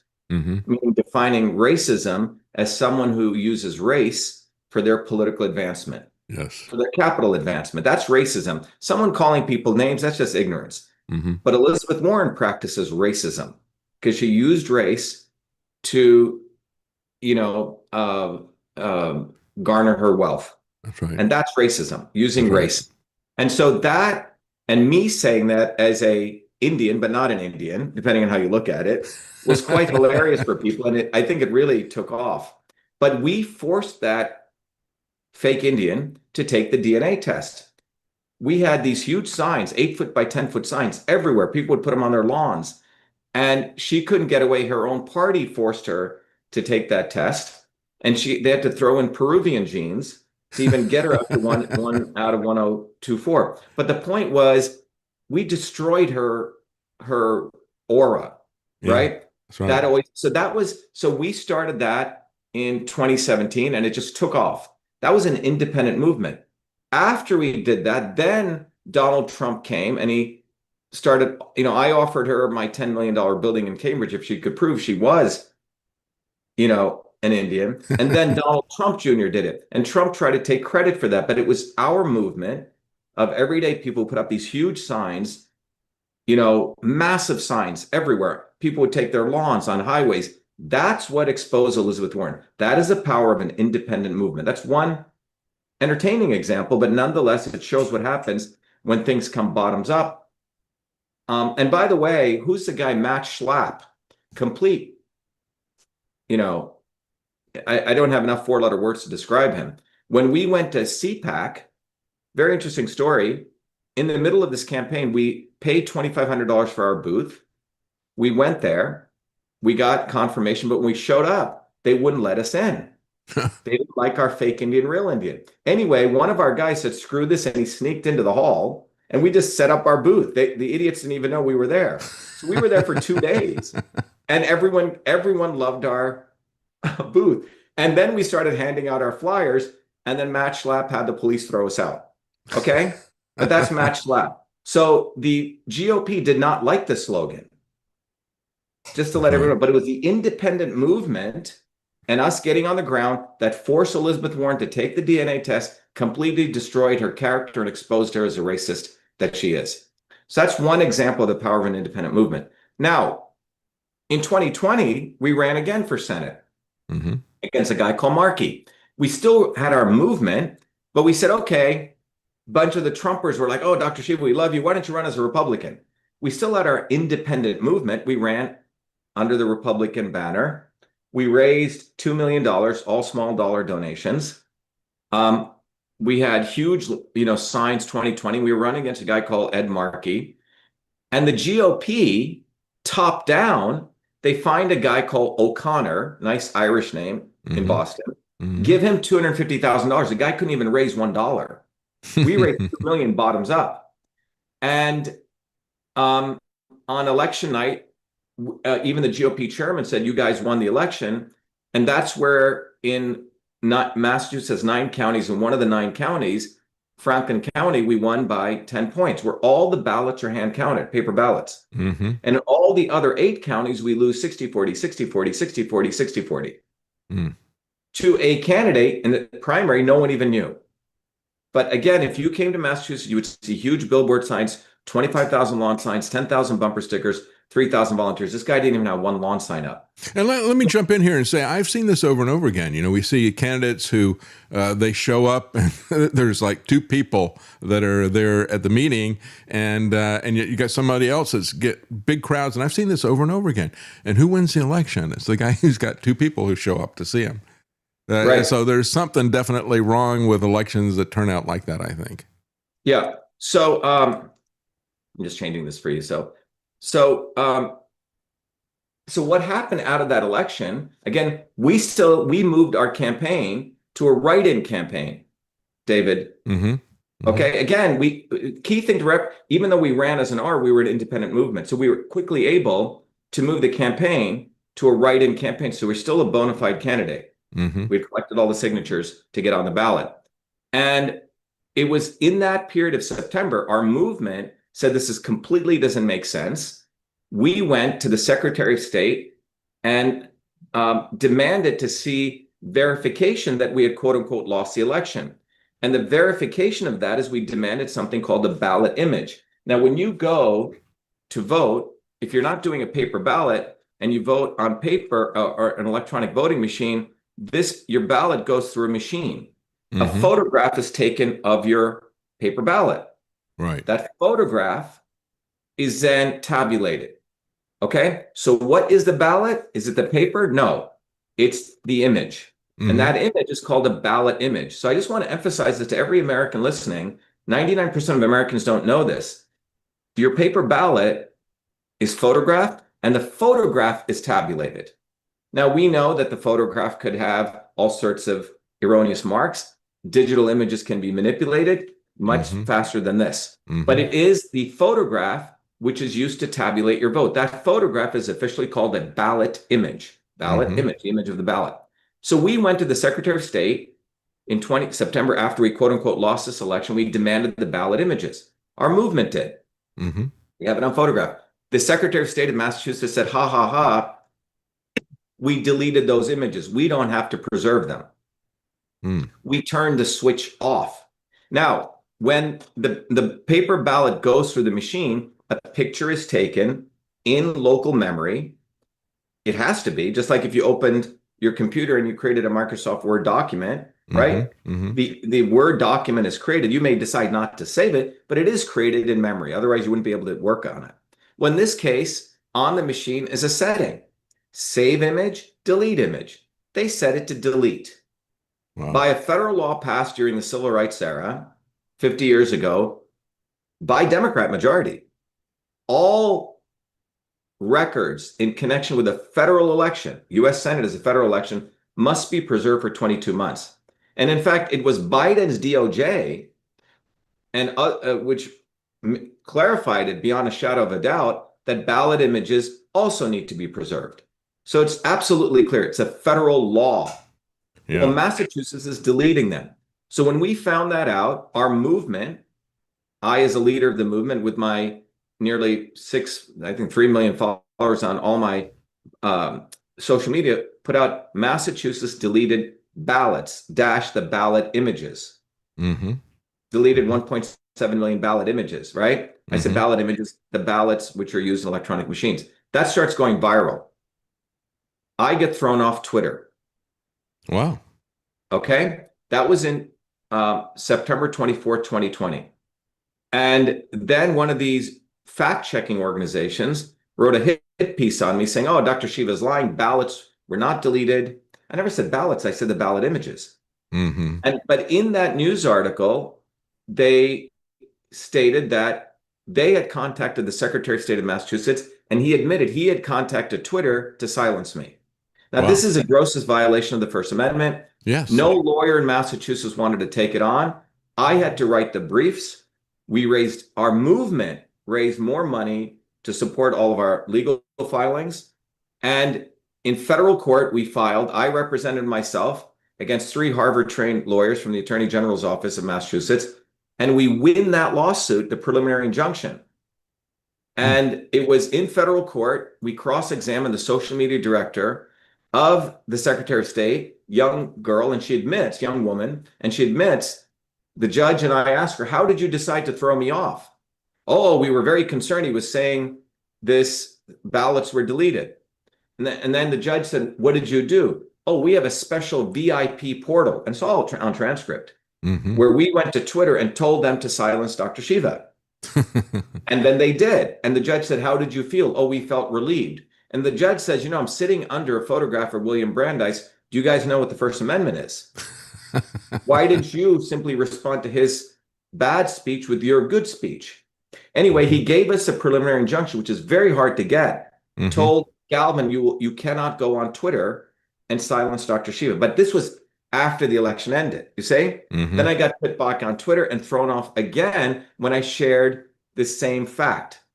Then the judge called Twitter into the courtroom. Now it was me against 7 lawyers. This is in May of 2021. We have a massive movement, and we're the ones who found that all governments have this unholy alliance with social media companies. We wrote to Effer Carlson, if that's okay, and Glenn Greenwald, and said, hey, look, this is one of the most historic cases. We've shown that government and social media companies are doing stuff. And you can go to winbackfreedom.com and you'll see everything documented, including my emails to Tucker Carlson. He did nothing, David. He silenced it. Yeah. And Glenn Greenwald silenced it. Like he silenced the architects who wanted to question Building 7 collapsing in its footprints. Exactly. So when the proverbial shoot is hitting the fan, right, these grifters who are part of the establishment, they work for the CIA, they're agents of the swarm, hit everything. Then they wait 2-3 years, promote it to get credit for something. It's after someone's been raped and killed, you talk about it, and you try to win a Pulitzer Prize. But when the person's getting raped and killed, you intentionally do not do anything because for two reasons. You don't want Dr. Shiva Ayyadurai to get the limelight as a hero who exposed this, because that means we build our own brand equity independent of you. And second, you are actually against this news because you don't want to expose to the public the unholy alliance between government and private companies. But we won the TRO. And then after we started exposing this, David, the judge tried to bribe me through a lawyer he appoints for me. He says, oh, you're doing so well. I want you to do better. And the lawyer said, drop all the cases against the government and just go back on Twitter. He'd be a great hero. I refused. And then we were lambasted. And it's all documented. But the important point is that was in 2020. It was an independent movement which showed the unholy alliance. And then there was Booby Kennedy, who tried to take credit for that, and others, right? But we were the ones who brought this up. We were the ones who exposed it to, the world. An independent movement did that, independent of the establishment. That's a number 2 victory. Let me give you another example. It was in 2020, as an MIT PhD, as a world-renowned scientist on the immune system. I got invited in 2019 to deliver the Prestige lecture, where they only invite one scientist at the National Science Foundation on the immune system. I was giving talks like, the vaccine model of 1915 doesn't make sense, when you just apply a single vax model to upregulate, antibodies. The immune system is much more profound, and everyone agreed with this. But as a scientist, I was the one in 2020 who led the Fire Fauci campaign, #Fire Fauci. We wrote to Rand Paul. He didn't do anything. He waited 1 year to use our tag to raise money. Now, and again, well, in fairness, Rand did do something. He had his wife buy stock in Gilead Pharmaceutical. Yes, sorry, he did do something for himself. But the point is, it was an independent movement. We collected 108,000 signatures. I drove our bus day and night in the middle of COVID down to the White House, delivered these signatures to the White House and the Republican National Committee, and wrote a letter to Trump. It's out there. Marla Maples hand-delivered it to Trump. It says, do not shut down the economy. As an MIT PhD in biological engineering, as a foremost scientist on the immune system, here is a protocol that you can use to help save people, which was zinc, vitamin D. The whole thing was written out. That protocol went viral. Zelenko stole my protocol and started making money off of it. But we saved a couple 100 million people's lives at minimum. But it was our movement which did that. Again, Booby Kennedy was promoting lockdowns. You can find his tweet. March of 2020 says lockdowns will save the climate. It's good, right? Except me, except our movement, we did the Fire Fauci campaign, got 108,000 petition signatures, delivered them to Trump. They did nothing. That's an independent movement. So our movement saved lives. And in that same year, in 2020, is when, after I saw my election stolen, is we're the ones who figured out on the machines, not Mike Lindell, who's a complete grifter Maximus. And Mike tried to enroll me into his thing until I figured out what he was about. He was about using this to sell pillows. But the real issue is that on the machines, there is a feature called a weighted race feature where you can flip votes. So if 2 candidates are running, you can multiply the votes of one candidate by 2. So if you got 1,000 votes, he gets 2,000 votes. And the other candidate got 1,000, you can multiply it by 0.5. It is a feature in the manuals that was designed for housing associations. They, quote unquote, left this feature in on election machines. So it was I who discovered that, shared it. And I must have done day and night without being paid a penny. 30 different analyses. We ran 3,000 audits, educated people on where we showed the number of voters that came in didn't match the number of votes. That was done by our movement. And then Mike Lindell and these guys came in. And then Trump came in, stopped the steal. And they tried to hijack our core findings and made money off of it. Trump made $500 million off of my work. And you can read his emails. He's putting in my work. Okay. But an independent movement found the heart of the election integrity issue, which is this weighted race feature and the deletion of ballot images. Yeah, going back to 2014, when we talked on the phone, I told you, I said, we had a candidate who ran in a local election. And again, that's not under the federal rules, but this was the guy who was running the Board of Elections in Texas, brought in by the Republicans, was somebody who had worked at the Rose Law Firm with Hillary Clinton.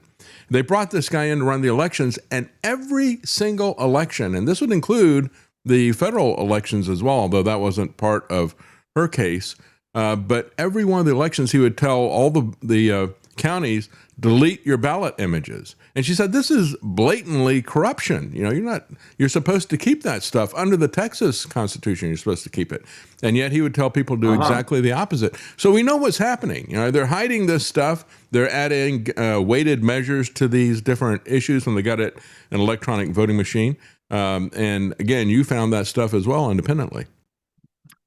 Yeah, and we did the analysis in Michigan. Then Rudy Giuliani and the Arizona Senate called us in.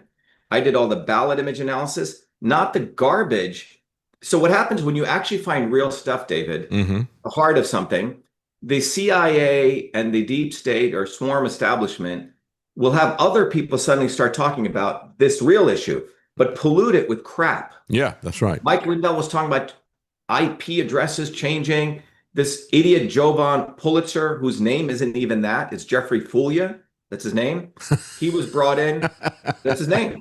And Philya. Look it up. Okay. He started talking about bamboo, right? So the bottom line is, and this is a classic CIA technique. Yeah, it is. It is. When contaminate it, make it ridiculous, and make it unbelievable. Take the truth and make it unbelievable. Yeah. Make it unbelievable. But the heart of the issue is a true election integrity issue. Is that ballot images, which are the ballots, are being deleted to cover up the fraud. Now, so again, independent movements are the ones who exposed Elizabeth Warren and destroyed her, exposed her racism. It was the independent movement which started the Fire Fauci campaign. It was the independent movement which exposed unholy alliance between media and social media government and social media companies. It is the independent movement of Truth, Freedom, Health, and our Senate race which exposed the real issues with election integrity, which is ballot images are being deleted, okay, to cover up election fraud, and both parties are doing it. These were all done by an independent movement, which is massive victories for the American people. Now you go to, then our movement ran again in 2024, David, for president. And there we wanted to show this fundamental issue that all citizens are created equal. Meaning to run for the office of president different than becoming president. Okay. First Amendment rights lets anyone run. So we ran. And even though I was born in India, by the way, natural born is never defined. The Marquis de Lafayette was made a natural born citizen. Okay. But the 14th Amendment says the Equal Protection Clause, all citizens naturalized and natural born are equal. Okay. So we challenged that. We got on write-in in pretty much many states, but we officially got on 14 states. 7 threw us off, 7 kept us. And in fact, Mississippi kept us, what you would call red states. It went all the way up, by the way, to the Supreme Court. In fact, one is still there. But the point is, our movement did this, right? Which means our movement pushes the envelope. It wasn't all done by us, no top-down lawyers. So in this election, what we did, David, was, again, we have our movement, independent movement. And we predicted when we started this that people will start seeing fake independent movements coming up, a la F.R. Carlson, Tucker Carlson, because the establishment has all this data from Palantir. And the goal of the establishment is one goal: to make sure you listening right here, that you don't get off your own butt and you don't be a good citizen. You don't understand how the dynamics of oppression work, and you don't take your own independent action to collectively work with other people independently. They want you to look to a Democrat or Republican, look above, to look to a savior.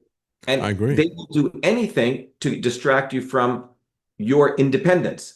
So we predicted this, and we predicted that they do this in a recurring process. So typically they have the two parties, Republican, Democrat.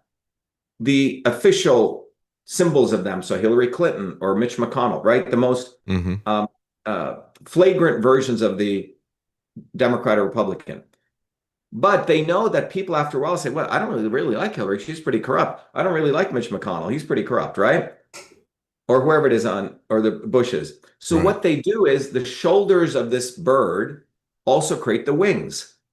And the wings are there to flap, even sometimes against the establishment, to make the masses think they're fighting for them. So on the left, they will create a Bernie Sanders, or they will create an AOC, or they'll create in the 80s, Jesse Jackson. who'll bark even at the establishment Democrats to keep the masses entertained. And that's the not so obvious establishment. And similarly, on the right, they will start the Tea Party, or they'll have Rand Paul hang out all day, or Thomas Massey even, a little more clever monkey, okay? Or Trump. And the goal of these people is to make sure people don't truly leave and build a bottoms-up movement that demands their rights, you know? That's right. So that's what they've been doing. Now what has occurred in the last two years is people have realized, particularly with the issue of Zionism, that both parties are part of this. And so they have realized people peeling away in droves from both parties. In Massachusetts, which is really the tip of the spear of corruption, global corruption or national corruption, 67% of the voters in Massachusetts have left the party and they're independents. But yet the media brands it as a blue state. It's only 26% Democrats, 7% Republicans, 67% independents. Nationally, 48% of Americans are independent voters. 26% Democrats, 26% Republicans. It's about the same, right? But yet we're told red versus blue, red versus blue. It's not true. So this truth is hidden from people. But the trend is people are moving away. So people like CIA agent Tucker Carlson, right? Or Andrew Yang, the Forward Party, right? They are given funds, supported, given lots of media exposure. Yeah, I remember, you mentioned Andrew Yang. I remember when he was running, when he first started running, his issue was UBI, Universal Basic Income. And Elon Musk gave him $1 million. I tried to get him on the show to talk about Universal Basic Income, and he agreed to come on, and then canceled at the last minute because he realized that I didn't like Universal Basic Income. And Elon Musk likes it. It's an enslavement model. Yeah. But what's interesting, one of our leaders in our movement worked for Andrew Yang, and he said, they're going to steal my election. They're going to steal my election. Had everyone on the floor of the convention tag, and there was a lot of election issues, and then he just caved in. Okay? So the establishment knows now that people are actually breaking, the wings are actually breaking from the parties. So what they are doing now, and the establishment is united. The Republican Democrats are one. Yeah. So the wings are not working anymore. So what they're doing is they're creating a fake independent movement, a la Tucker Carlson. I agree. That's what they're doing. And understand that Tucker Carlson, if you look at his entire life, and you have to look at people's entire lives, and you have to, whether it's personally, if you're going to be in a relationship with someone, look at their entire life, not what they just did, the last 2 days, give you a gift or be nice to you. Look at their whole life. Tucker Carlson is a master grifter. He comes from a CIA family. He wanted to be in the CIA. Then he joined CIA, CNN. All these media organizations are CIA. Come on, New York Times, all of them. And you're very naive if you don't think they are. And he grifted there as a Democrat, right? Then he saw the trend. He's like Wayne Gretzky. He could see where the puck is going, where the money is. He said, oh, it's going to the right. Then he goes to Fox. Okay? Yep. And then he gets funded by an Iranian guy to create his own network. The same Iranian guy who funds J.D. Vance. All right?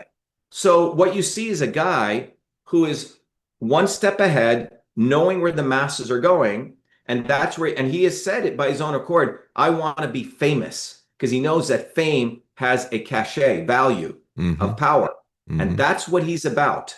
This guy is an absolute agent of the swarm. That's who he serves. I agree. And the Republicans and Democrats duopoly need him to be the safety valve as people want to actually break to a true movement like ours, Truth, Freedom, Health. And this is why Tucker Carlson will never put me on his show. He's put everyone else on his show who's had me on their shows. Lower, even, but he won't put me on because I exposed him for what he is in 2020.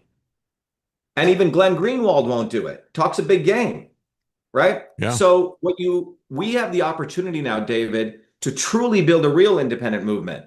And we have to expose, and you're one of the few people I find who gets this.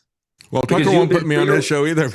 Because right. But I'm saying you went through the Alex Jones nonsense. Yeah. Oh, yeah. Alex Jones is an opportunist. That's right. Okay? He knows things are wrong, but he wants the money. And that's really, really bad, because when you do that, you confuse people. Yes. You're not principled. And to say, well, he had to do that. Well, no, he didn't have to do that. You did that because of the money and because you're unprincipled. And when you do that, you confuse people. You delay people's actual learning opportunity. It's like being a bad teacher, right? Yeah, it was. I remember Lionel introduced Alex Jones once at an event, and he introduced him as a guy who makes the truth unbelievable.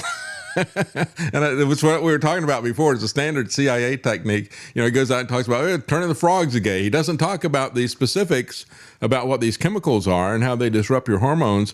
He'll just give you the tagline, it turns the frogs gay. And he gets a lot of traction off of that, but it makes it sound like it's nonsense, and it's not nonsense. Right. So when someone like me says it, you have to fight against the nonsense he's put forward. That's right. But we have a huge opportunity now, David, because of the hard work our independent movement has done consistently, because our views, you just keep going, move forward over and over again. It doesn't matter what looks like their victories. Our victories are we get the news out. We get the news out. We expand. Now we have about 500,000 people in our organization. We have an organization structure. We have our own, infrastructure. We train people. Truth, Freedom, Health is really a movement which is about raising citizenship consciousness. It's about making sure every family, people recognize that you have to take a certain piece of your day, just like you would do to pray or you do to work out or take care of your oral hygiene, whatever that is, right? You should take a certain piece of your day to be a good citizen. And we have a manual for doing that. Workbooks, right? Curricula, community, and we give people action. So my running for Senate in 2026 is great because we have nearly 70-80% name brand equity now in Massachusetts. And you're going to be on the PBS debates as well. Tell people about that. Right. So we were just invited to be on a national PBS debate, which will probably come in early October. And the interesting thing is, when we ran against Warren, one of the debate organizations put us out, was a violation of the law. And by the time we filed everything, the case becomes moot. But this time, PBS has invited us. But they threw in 2 criteria in order to be on the debate stage. One of the criteria is that we should have gotten our 10,000 signatures, certified signatures from citizens who want our nomination papers. Well, we were the first ones to do that. The Democrats and Republicans have yet to do that. So check, we did that. Then they added in, we have to have about $250,000, $250,000 in individual donations. Now, this time, David, I decided I didn't need money because last time we raised $2 million. And, we did all the lawn signs and we know they stole our election. So this time we decided to go much more underground, just people power. So we have hundreds of volunteers who are handing out flyers, making phone calls. We don't need the money, right? Because it's labor versus capital, right? We have people. Right. So they put in this thing. Now you got to go raise $250K. And they only gave us like 10 days, 20 days. Wow. They sent us a letter late. Maybe that's why the Republicans gave your opponent $250,000. Maybe that's the magic number that got him in the debate. I think that's what it is. So, so we are about halfway there. So we have started doing a telethon and videos, quote unquote, begging for money, right? And we're doing that to tell people, look, if you get me on the debate stage, it's very rare they'll give a true independent, a fighter like me, access to national TV. Extremely rare, right? Extremely rare. Very rare. Yeah, I think, David, you know how rare that is. So they've given us that, a very short time window. By September 1st, they're going to count all of our donations. By August 12th is one deadline, pre-primary, and then 12th through 19 days thereafter. So I think we're about 60, 70K. We went from like 20K to 60K, 70K, literally in like 5 days. So we're curving like that. So anyone listening, you can go to shivaforsenate.com/donate and donate as much as you can. But the goal is we'll finally have someone like me on a debate stage. I'm sure they're going to play all sorts of games, right? Try to silence. I mean, we'll see. They may even cancel the debate if I show up. That's my theory right now, because I don't think they want that, because it's a live debate, right? You can't control me. You can't control speech. So it's going to be, anyway, so that's one thing. But nonetheless, if you want to really see real entertainment, go to shiva4senate.com/donate. If you can share that links, David, with your viewers. But we need people to donate ASAP. But our campaign has this fundamental slogan, which I don't have a flyer here, David, but at some point, I don't know if you're recording this or if this gets live, if it's Well, live. we're live now, and it is also recorded as well. Yeah, I don't know if we can. I don't know if I can bring up anything, but if we go to shivaforsenate.com and you scroll down, you'll see a flyer. I don't know if we can bring it up. If Travis can bring it up. But if you see that flyer, it's a great flyer. You know, I have a degree in design, but I've done lots of flyers since I was 48 years. And when this came off the printing press, I said, Jesus, this is like lightning in a bottle. And I'll tell you why. We'll put it up in post so people can see it when we upload it. Yeah, I can bring it up if you want. But the flyer, you want me to bring it up or no? No, sorry. We'll just add it afterwards. But the flyer basically says it's black and white, old school 1920s style. One page, and it says 65% of Massachusetts is independent. It's actually 67. Okay, big font. And then below that, it says, yet we keep voting for Democrat and Republican. Yeah. And then below that, it says, look what they have done to us. And it's got 5 examples, right? Cost of living, bridges and infrastructure, elections which aren't transparent. You know, you're getting sicker, right? And so on, right? So it lays these 5 things out. And housing is unaffordable, right? Because BlackRock and these guys come in and buy these homes. And then it says, you are independent, now be independent. And then to the right of it, there's a picture of me and my credentials. It never says vote Dr. Shiva. And we did this, David, deliberately because we want this to be a reflection to the independent voter. Like, what am I doing? 90% of people don't even know 65% is independent. They think it's a blue state. So first of all, when we go to grocery stores, as people come out and we hand it, and only the independent voters take it because we say independent for U.S. Senate. The Democrats typically say, oh, yeah, he ran against Elizabeth Warren. He's a racist. That's what they say. And we say, great, you saved us 3 cents, 3.7 cents. We don't have to hand you this. And the Democrats will, Republicans say, is he a Trumper, right? And we'll say he was, right? So it's great because this is landing in the hands of the independent voter. The other thing is we did our own random calling. We called 5,000 independent voters. And we asked them, would you pledge for Dr. Shiva? Now, out of the 5,000 we called, we have all the data. We may publish this even. About 1,800 people actually picked up the phone. We had a conversation. Many of it went to voicemail or bad numbers. Out of those 1,800, 1,600 said they'd vote for me. That's nearly 70%. Wow. It's massive. So the independent voters typically flip. A majority of them vote right and the others vote left. And so the independent voters have never had a candidate. But moreover, they're hit with this relentless brainwashing. And the brainwashing is, you must vote Democrat or Republican. It's always some Armageddon is going to take place. If you don't, like, it's always some doomsday event if you don't vote. That's one brainwashing. The second thing that they do is, well, this guy may be a pedophile and this guy may be an axe murderer. Let's go with the axe murderer, right? The lesser of two evils. So what they're doing, mentally brainwashing people, is to lower their standards to like garbage. And this is what they've done. And then the third thing is they say you're spoiling you're wasting your vote. So they have a number of brainwashing that they keep hitting people. But this flyer is beautiful because we will hand it out and you can watch people reading it all the way to their car. They'll take it in their car because it's hitting them in their third eye. It's saying, what am I doing? It's a very self-reflective mirror.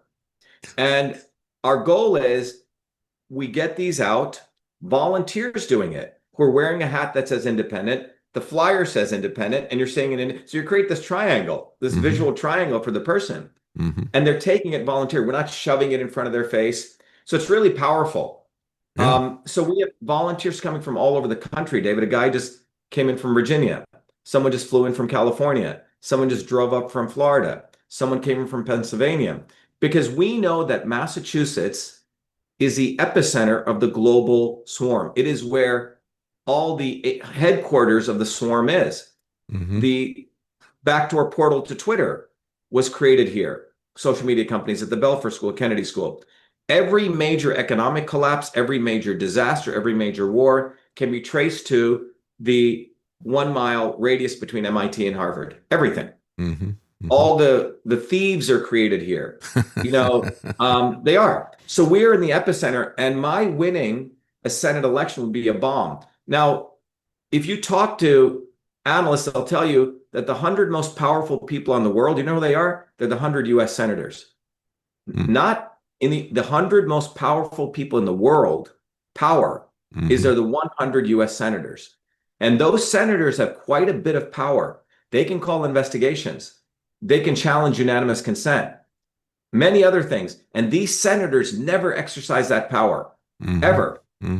My being in Senate, I will exercise that power because I don't owe anything to the other 99 because I'm not in their game. Rand Paul plays a game. Bernie Sanders plays a game. It's all acting. So that's why if you look at my track record, David, of running an independent movement, winning, imagine what could happen if I'm in the Senate. No, I agree. And the last two campaigns I ran, David, I'm sorry. Go ahead. Those were exposing campaigns. But this one, we can actually win. We get on the debate stage. Yeah. Number two, we get those flyers out. And it's low cost. We're not going to spend millions on TV. It's those flyers. They don't have any volunteers, David. Yeah. They don't have any people. All they do is after Labor Day, this is how, and this is to everyone, this is how they run their campaigns. They raise each wing has their donors. They give these guys money in their left pocket. Then they take money out of the left pocket and put it in the right pocket, which is all the media companies. So it's just money circulating around. The people go to the same parties.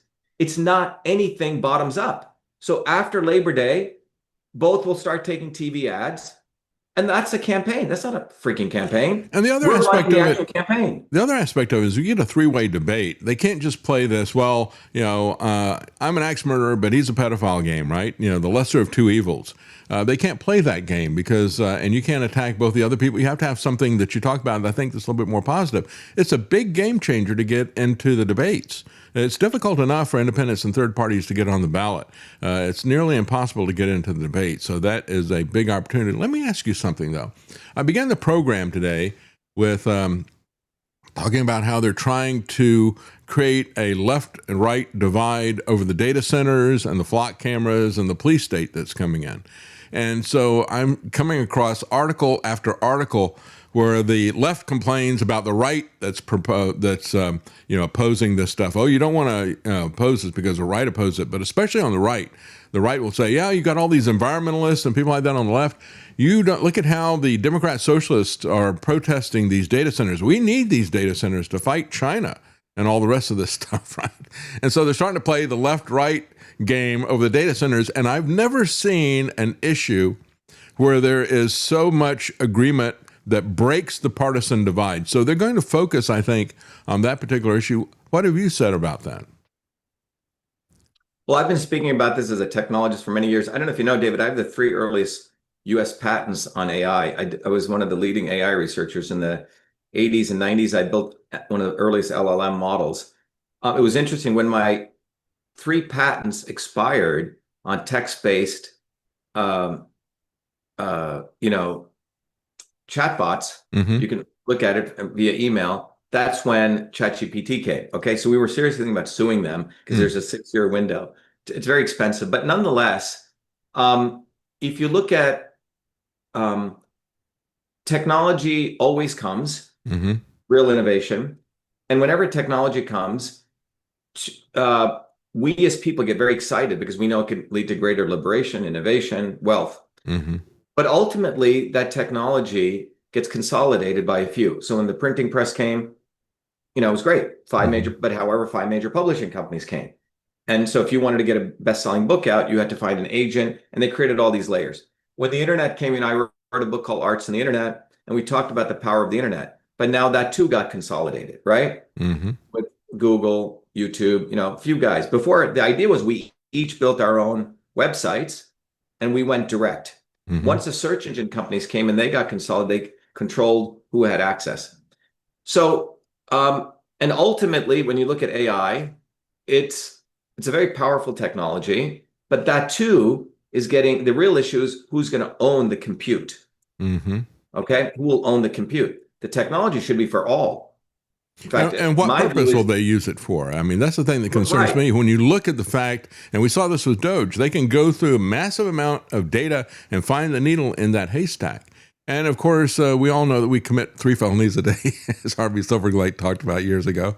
The laws become so complex that if you want to identify somebody, you target somebody, bring me the man, I'll find the crime. And Trump has already done that. He did that with Pulte, going back against some of the people that Trump wanted to attack or to get even with. And he went through their real estate history, and he found a couple of places where they did, where they said that they were going to use their property for personal services, and they used it. They never did live there, and so they're coming after them for mortgage fraud. That can happen to anybody when you have AI that's able to go back and audit each and every one of us all the time. Yeah, so the real issue to me, David, whether it's AI, quantum computing, any of this, is who owns it. You know, there are certain, and I believe that internet and AI, it's a longer discussion we'd have, should be free, and the compute should be unlimited for all people. So there was an organization which understood this, and the founders had it. And it's going to may sound anachronistic, but it is the United States Postal Service. The United States Postal Service was set up as an infrastructure by Franklin to support a communications technology, which was a postal service. So if you go look at the history of that, prior to the USPS being set up in 1787, the Crown owned all the distribution of letters, and they would open them up. And in fact, Benjamin Franklin was the postmaster general for the Crown's post office. And he was aware that during the Revolutionary War, they were opening up everyone's letters. So this infrastructure of delivering mail is a technology, right?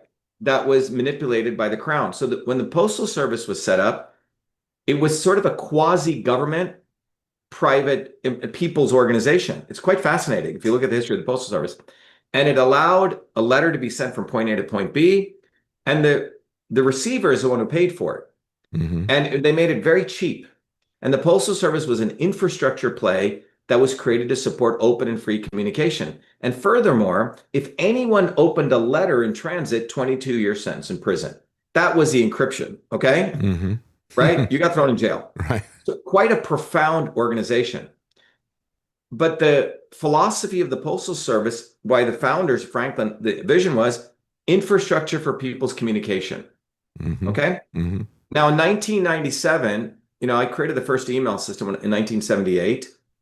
And at that time, when I created that, I went on to have a second life in email, to analyze email for the White House, and I created a company called EchoMail.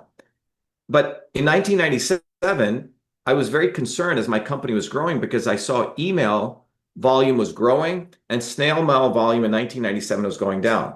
And I went to the post office and I said, hey, look, you guys should also have a public email service that is defended by the Constitution, meaning you can't open up mail, because private companies were taking over mail communication. And they had, and when people were signing up for email, they were giving up these constitutional rights. So government was outsourcing to private companies with email, and the private companies could open up letters because they're not bounded by the provisions within the Postal Service was. The Congress had put.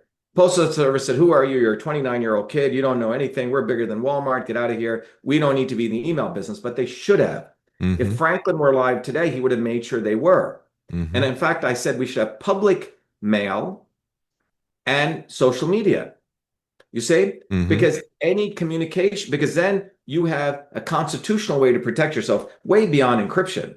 All right. They didn't listen. And in 2011, Postal Service was going out of business. I was interviewed by Time Magazine. I said, these guys are idiots. They could have made a lot of money by charging, let's say, $25 a year for a postal protected.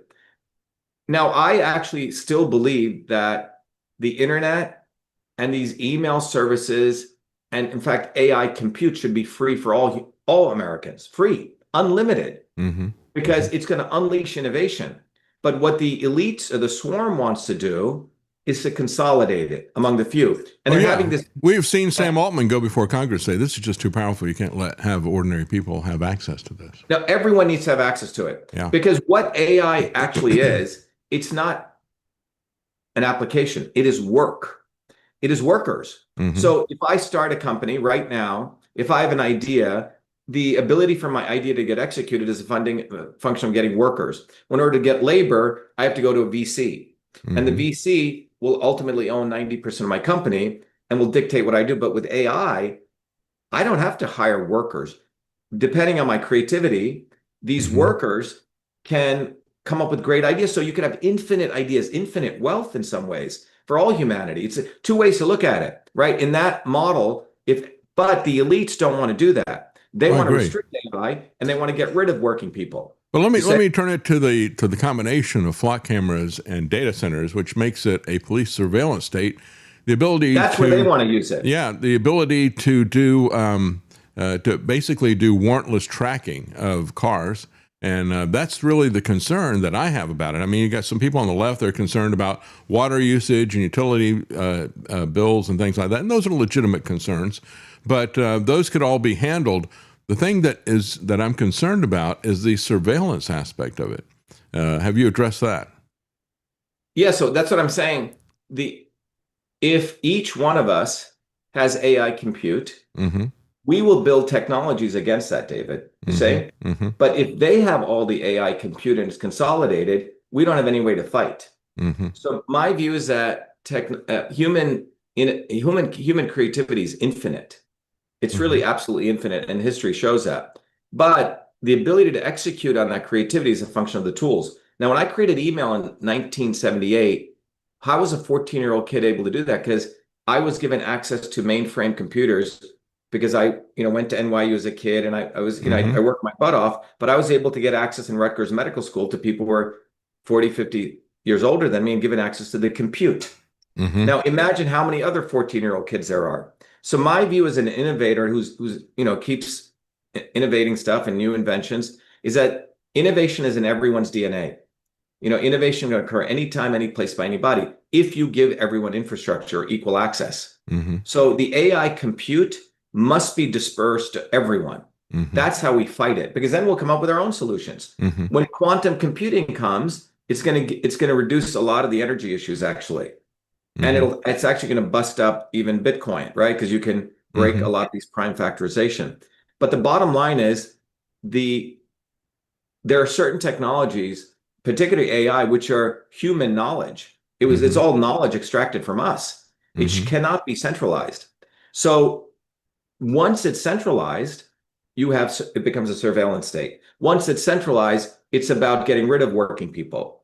It's about mass depopulation. And I think one of the things that's important coming from you because of your experience in tech and because you see the bigger picture and you got a historical perspective, but you also have a tech perspective, we're putting stuff out there and we're not even thinking about how it's going to be used. In other words, we've got a local city here, Knoxville, spent nearly $10 million putting in a bunch of flock cameras, and they never thought about any rules about how these things are going to be used until after the fact. They still haven't put anything out there. We had some people say, well, you really need to hang on with that. We're going to end the program, but I want to go ahead and play it. We're ending the program, but can you hang around for just another minute or so? Because I've got a couple of questions that people put on here, and we're going to let it run just a little bit longer for today. Well, are you able to stay around a little bit longer, Dr. Yeah. All right. Yeah, I have interest. Yeah, we'll stay. All right. Well, I want to say the people that are listening to us live on radio, thank you so much for joining us. And we will have an extended interview with Dr. Shiva. We've got some questions that people had for him, and we're going to give those to him. And that'll be on the upload that we put up later today on Rumble. Thank you. All right. Now let's continue with this because I wanted to get some of these questions there. One of them is from Lance, who's working the board today, and he said, what do you think about this first past the post voting system? Because I think that's one of the things that locks us into this two-party system. What do you think about that? Which one, David? The first past the post, so that we've got as soon as somebody gets 50%, they're in, or the highest one that is in there. We don't have, in other words, some of the alternatives like ranked choice voting and things like that would be. Yeah, I've heard of ranked choice. It sounds like that. I believe this is where if you get a plurality, right? Yes. Well, what happens with ranked choice is you have everybody gets to go through and rank their choices. Now, if the first guy doesn't get more than 50%, your first choice doesn't, then what they do is if nobody gets past 50%, then they come back and they knock off the one choice of everybody, and then they go back and tabulate these things again until they get somebody that goes past 50%. And then in that model, is the guy who get 50% win? Is that the winner? I think so. Yeah, Lance, you can address this if you want. So first past the post, it's the person that gets the fewest votes gets taken off the ballot. So people list, their first choice and second choice. There's also approval rating voting where you just give each candidate a number from 1 to 10 or 1 to 5 and tabulate that all up at the end. Mm-hmm. Just so anything. They gradually drop off the people. It's kind of the type of thing that we used to do in a nomination convention where we would have a lot of candidates who would be running, and the lowest vote total goes out and you keep doing it over and over again until you got a winner that's over 50%. It's just to avoid the whole splitting the vote thing, where, if you have two people that are very similar in policy, they can, start leeching votes from each other. Yeah, that kind of addresses the whole wasting your vote type of argument that they have. Yeah, so let's just look at that. Let's say you have 3 candidates. I mean, let's just apply it here. Let's just look at a scenario, right? Let's say a Republican, Democrat, and Independent, myself, right? Mm-hmm. So in that model, people go vote, right? Mm-hmm. So I guess you keep voting, right, in this model? Well, what happens is, let's say that you're the number 2 choice of a lot of people, and maybe the Republican drops off. So then what they do is they go back and they take the people who had voted for the guy who was the lowest voter, right? The people who he was their first choice, they go back and they reallocate those. So if you were the second choice, you would get those votes. But how do they reallocate those votes? So when they do it by computer. When you put your ballot in, you put your first choice and your second choice and third choice. I see. Mm-hmm. Okay. Mm-hmm. Right. So let's say you have Republican, Democrat, and Independent, and 30% of people vote for the Democrat, or let's say 40% vote for the Democrat, 40% vote for me, and 20% voted for the Republican. Mm-hmm. They look at all that 20% and look at what their second choice was. That's right. Right. And then they just reallocate. So it is like ranked choice voting, right? Mm-hmm. Sort of similar. Mm-hmm. Mm-hmm. Right, Lance? Yeah. Yeah, this is ranked choice I was talking about. Well, it's interesting. I mean, I have to model it out, mathematically. But I think the intention there is that if the Republican was similar to my views, right? Mm-hmm.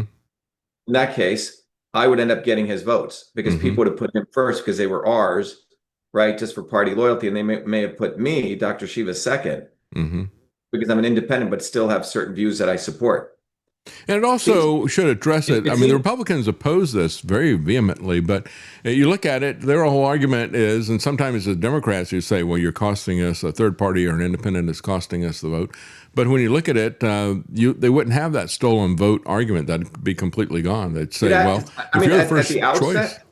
At the outset, Travis and Lance, it sounds not like a bad model, Mm-hmm. Because it looks like if I'm a voter, and I'm typically voting party loyalty, but I know this guy's saying good stuff. Mm-hmm. I'll give my vote there, as a loyalist. Mm-hmm. And then as a principled person, at least I'll give the vote over to me, right? That's right. Right? So in that sense, it could be pretty good, right? I agree. I've got another. Yeah. Go anyway, ahead. I think it's headed in a direction that could be supportive of alternate views. I agree. I think so.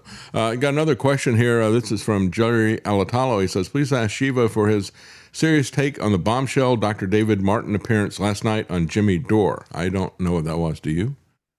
No, but I don't know what, maybe. So I've had a feud with Jimmy Dore. Okay. Mm-hmm. Jimmy Dore, again, is an opportunist. I do know, so during COVID, if you remember, I was the first guy who came out there. Jimmy Dore really didn't know what was going on. Jimmy Dore was a Booby Kennedy star. You can fill in the blank, okay? And he was promoting Kennedy.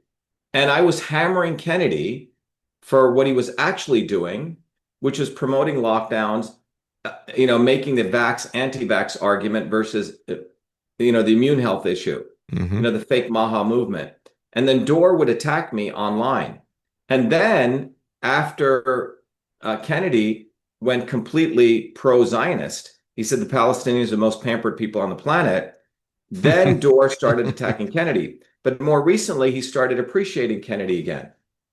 Because if you know, if you notice something fascinating has occurred, it's a distraction piece, David. Kennedy was on this thing, and Laura Logan and these people were promoting him. Again, opportunists. Kennedy was saying, "Oh my God, they're stealing organs from people." Okay, big, making that huge news. Meanwhile, two important things got passed by his blessings. A CDC director gets appointed who's massively pro-vaccine mandate. Oh yeah, right. That's a big news. Yeah. And the second thing was they approved the mRNA flu vaccine. So these two things were the big things. Now the mRNA vaccine was just for COVID. It's for all flus. So that's what Moderna always wanted, right? Yeah. Or they wanted the entire market. And he distracts people with an executive order about childhood vaccines, which is just a head fake. I mean, he doesn't have the ability to set these vaccine schedules. They're set by the state and local government. Exactly. So everything Kennedy does is to appease this manipulated Maha people who we actually broke away a lot of people from him. So I'm not sure what David Martin is, except, I don't know much about him. I do know he says stuff, but if he believes what he says, people have told him, why aren't you supporting our movement? Here's the thing, David, we actually have built a political bottoms up movement. You'll have these grifters talking, getting views and clicks, but we actually have an organization. We get people to do action. Why aren't they supporting? They will go to great means not to mention my name or our movement. That's what I find fascinating. Yeah. It's really fast. Like, we actually have an organization, right? So that tells me they will expose stuff. And that's a class that I put David Martin into. And if Jimmy Dore is giving him views, Jimmy Dore, again, will not put me on. People have repeatedly asked him. So I would urge, and this is not being egomaniacal, is go judge these podcasters. Ask them, why don't you put Dr. Shiva on? MIT PhD, multiple degrees, right? Inventor, scientist, publishes in all the major journals, won every award. Why aren't you putting him on? And he's been on the forefront of fighting, and he has a movement. Why don't you put him on? And that's a litmus test for you to find out whether these podcasters are real or not. David will put me on because David Knight, as I know, is principled, and he wants to build a movement. He wants to see fundamental change from below. I do. If you got something that you're working on, why wouldn't people want to hear what you have to say? I mean, we want to hear all views out there. But David, they all follow me. Joe Rogan follows me, right? But he will put others who've put me on their shows who are, if you look at their views and clicks, far lower than mine.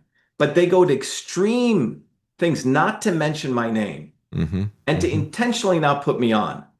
Because by putting me on, it blows up everything for them, because I have made it, even in the standards of the swarm, without ever compromising.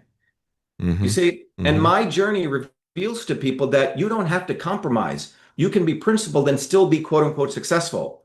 They want to train people into monkey brains that you must beg to them. You must go to Epstein Island. You must do these things in order to get success. I agree. So my journey completely breaks that. And it's unfortunate for them because all of them are bought and paid for. Jimmy Dore's bought and paid for. Alex Jones is bought and paid for. Joe Rogan is bought and paid for. They are controlled either internally by their desire for incredible wealth or money, or by external puppet masters. Nonetheless, they're controlled by mammon. And that's where we're at. So I don't know about Martin, but I wasn't that impressed by him. Many people have reached out to him. He does a shtick, but he does not support building a bottoms-up movement. He doesn't. I agree. Yeah, it is. It really is bottoms up, and it is at the local level that we have to get active. David, I'm doing your show right now. I have 3 volunteers at the local grocery store who I'm going to be training on how to hand out flyers. How many Senate candidates do that? That's absolutely. But that's what we're doing. That's true action. Like, I have to go out. It's almost 95 degrees here. People are coming in from different parts of Massachusetts, but I want to teach them how to get over their shyness, because it's very hard for citizens to take time out of their workday, stand in front of a grocery store, and interact with people. The swarm wants us to be in this 2D social media world, which is highly, highly controllable, manipulable. They don't want you going out in the multi-dimensional physical world, seeing people, and you'll find out people are not all demoralized. People, when they see our flyers, are like, this is cool, right? They get excited. They want people to live in this mode of, friction.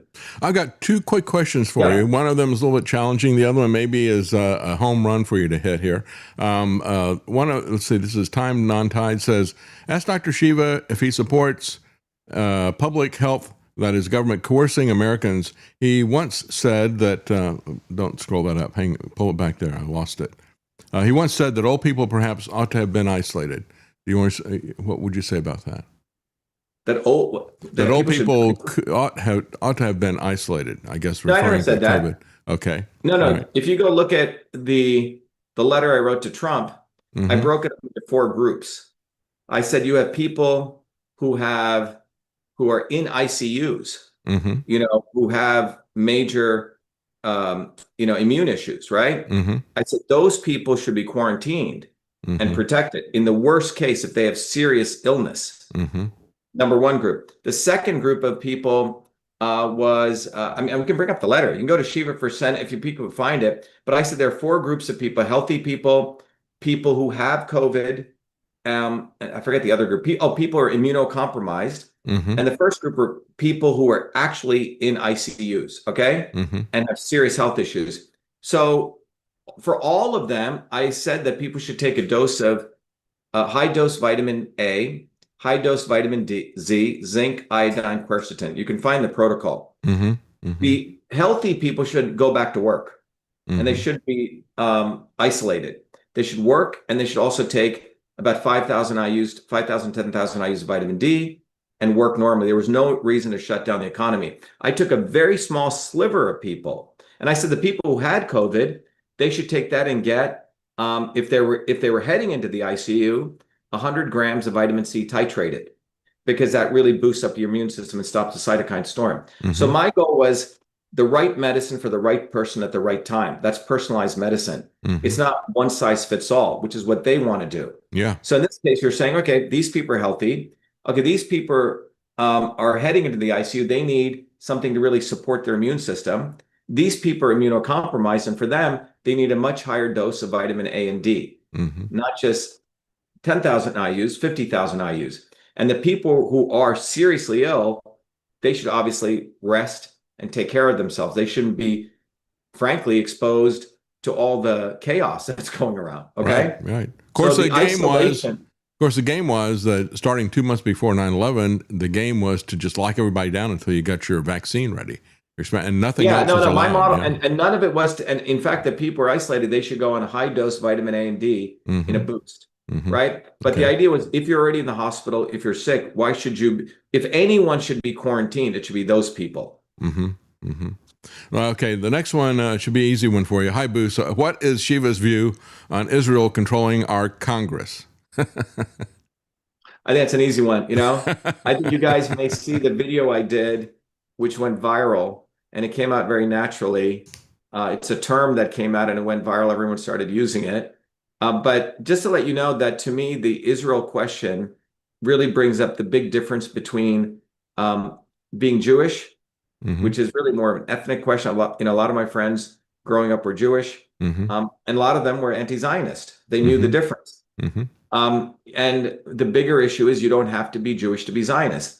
There are Muslim Zionists. There are a lot of Hindu Brahmin Zionists. A lot of Christian Zionists. Yeah. A lot of Christian evangelical Zionists.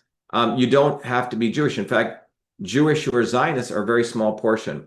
Since 1984, David, when I learned about all this, I've been a big proponent of educating people on this. I ran lots of protests against people like Meir Kahane when he came to MIT. Educating people this fundamental difference, because Zionism is a political ideology. It's very much like Brahmanism of the caste system in India, or Nazism, right?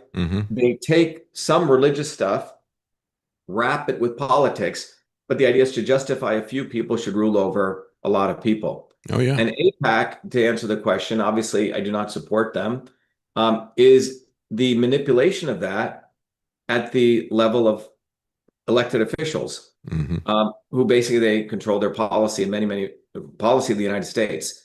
But I think the bigger issue here is that Zionism is racism in the service of the swarm or imperialism. That's what it really is, just like Brahmanism is. So in Hindu, you have the Hindu religion, we can talk about that. Then they wrapped it around Brahmanical thought, where a few people should control over the 1.6 billion Hindus, right? So that was based on these people being better than the rest. So these political ideologies, when they're, framed into religious context, are very, very powerful to manipulate people. That's right. And that's what Zionism is. But it was done by a guy who was an atheist, Theodore Herzl, And that's the power of combining church and state, really. It's what we're talking about here. And it's very anti-American. Well, if you were going to take money from AIPAC, you wouldn't be worried about getting on the debate stage. But thank you for not doing that. And again, just to remind people, Dr. Shiva has been offered an invitation to get on to the PBS debate there as a Senate candidate. And he just has to cross the threshold for the donations. He'd not really been focusing on it this particular time because he had changed the way the structure was set up. So it's a last-minute purge. If you can help him, go to his web. Where's the best place people can go to? They can go to Shiva, SHIVA, numeral 4, Senate.com. There's a donate button, or if you want to go direct Shiva for Senate.com/donate. Okay. And we're very transparent. We list how much we currently have. There's a thermometer. It's right up there so you can see it, how much we have right now. All right. So we'll put that in the show notes. Thank you so much for staying extra time even with us today. I appreciate it. It's been fascinating to talk to you. Thank you so much, Dr. Shiva Iyer. Thanks, David. Be well. Thank you. And thank you, folks. That's our program for today. Have a good day.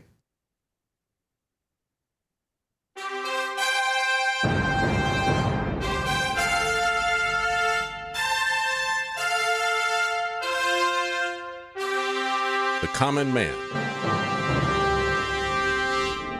They created Common Core to dumb down our children. They created Common Pass to track and control us. Their Commons Project to make sure the commoners own nothing. And the communist future. They see the common man as simple, unsophisticated, ordinary. But each of us has worth and dignity created in the image of God. That is what we have in common. That is what they want to take away. Their most powerful weapons are isolation, deception, intimidation. They desire to know everything about us while they hide everything from us. It's time to turn that around and expose what they want to hide. Please share the information and links you'll find at thedavidknightshow.com. Thank you for listening. Thank you for sharing.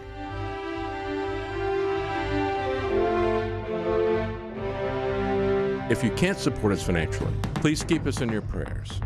thedavidknightshow.com.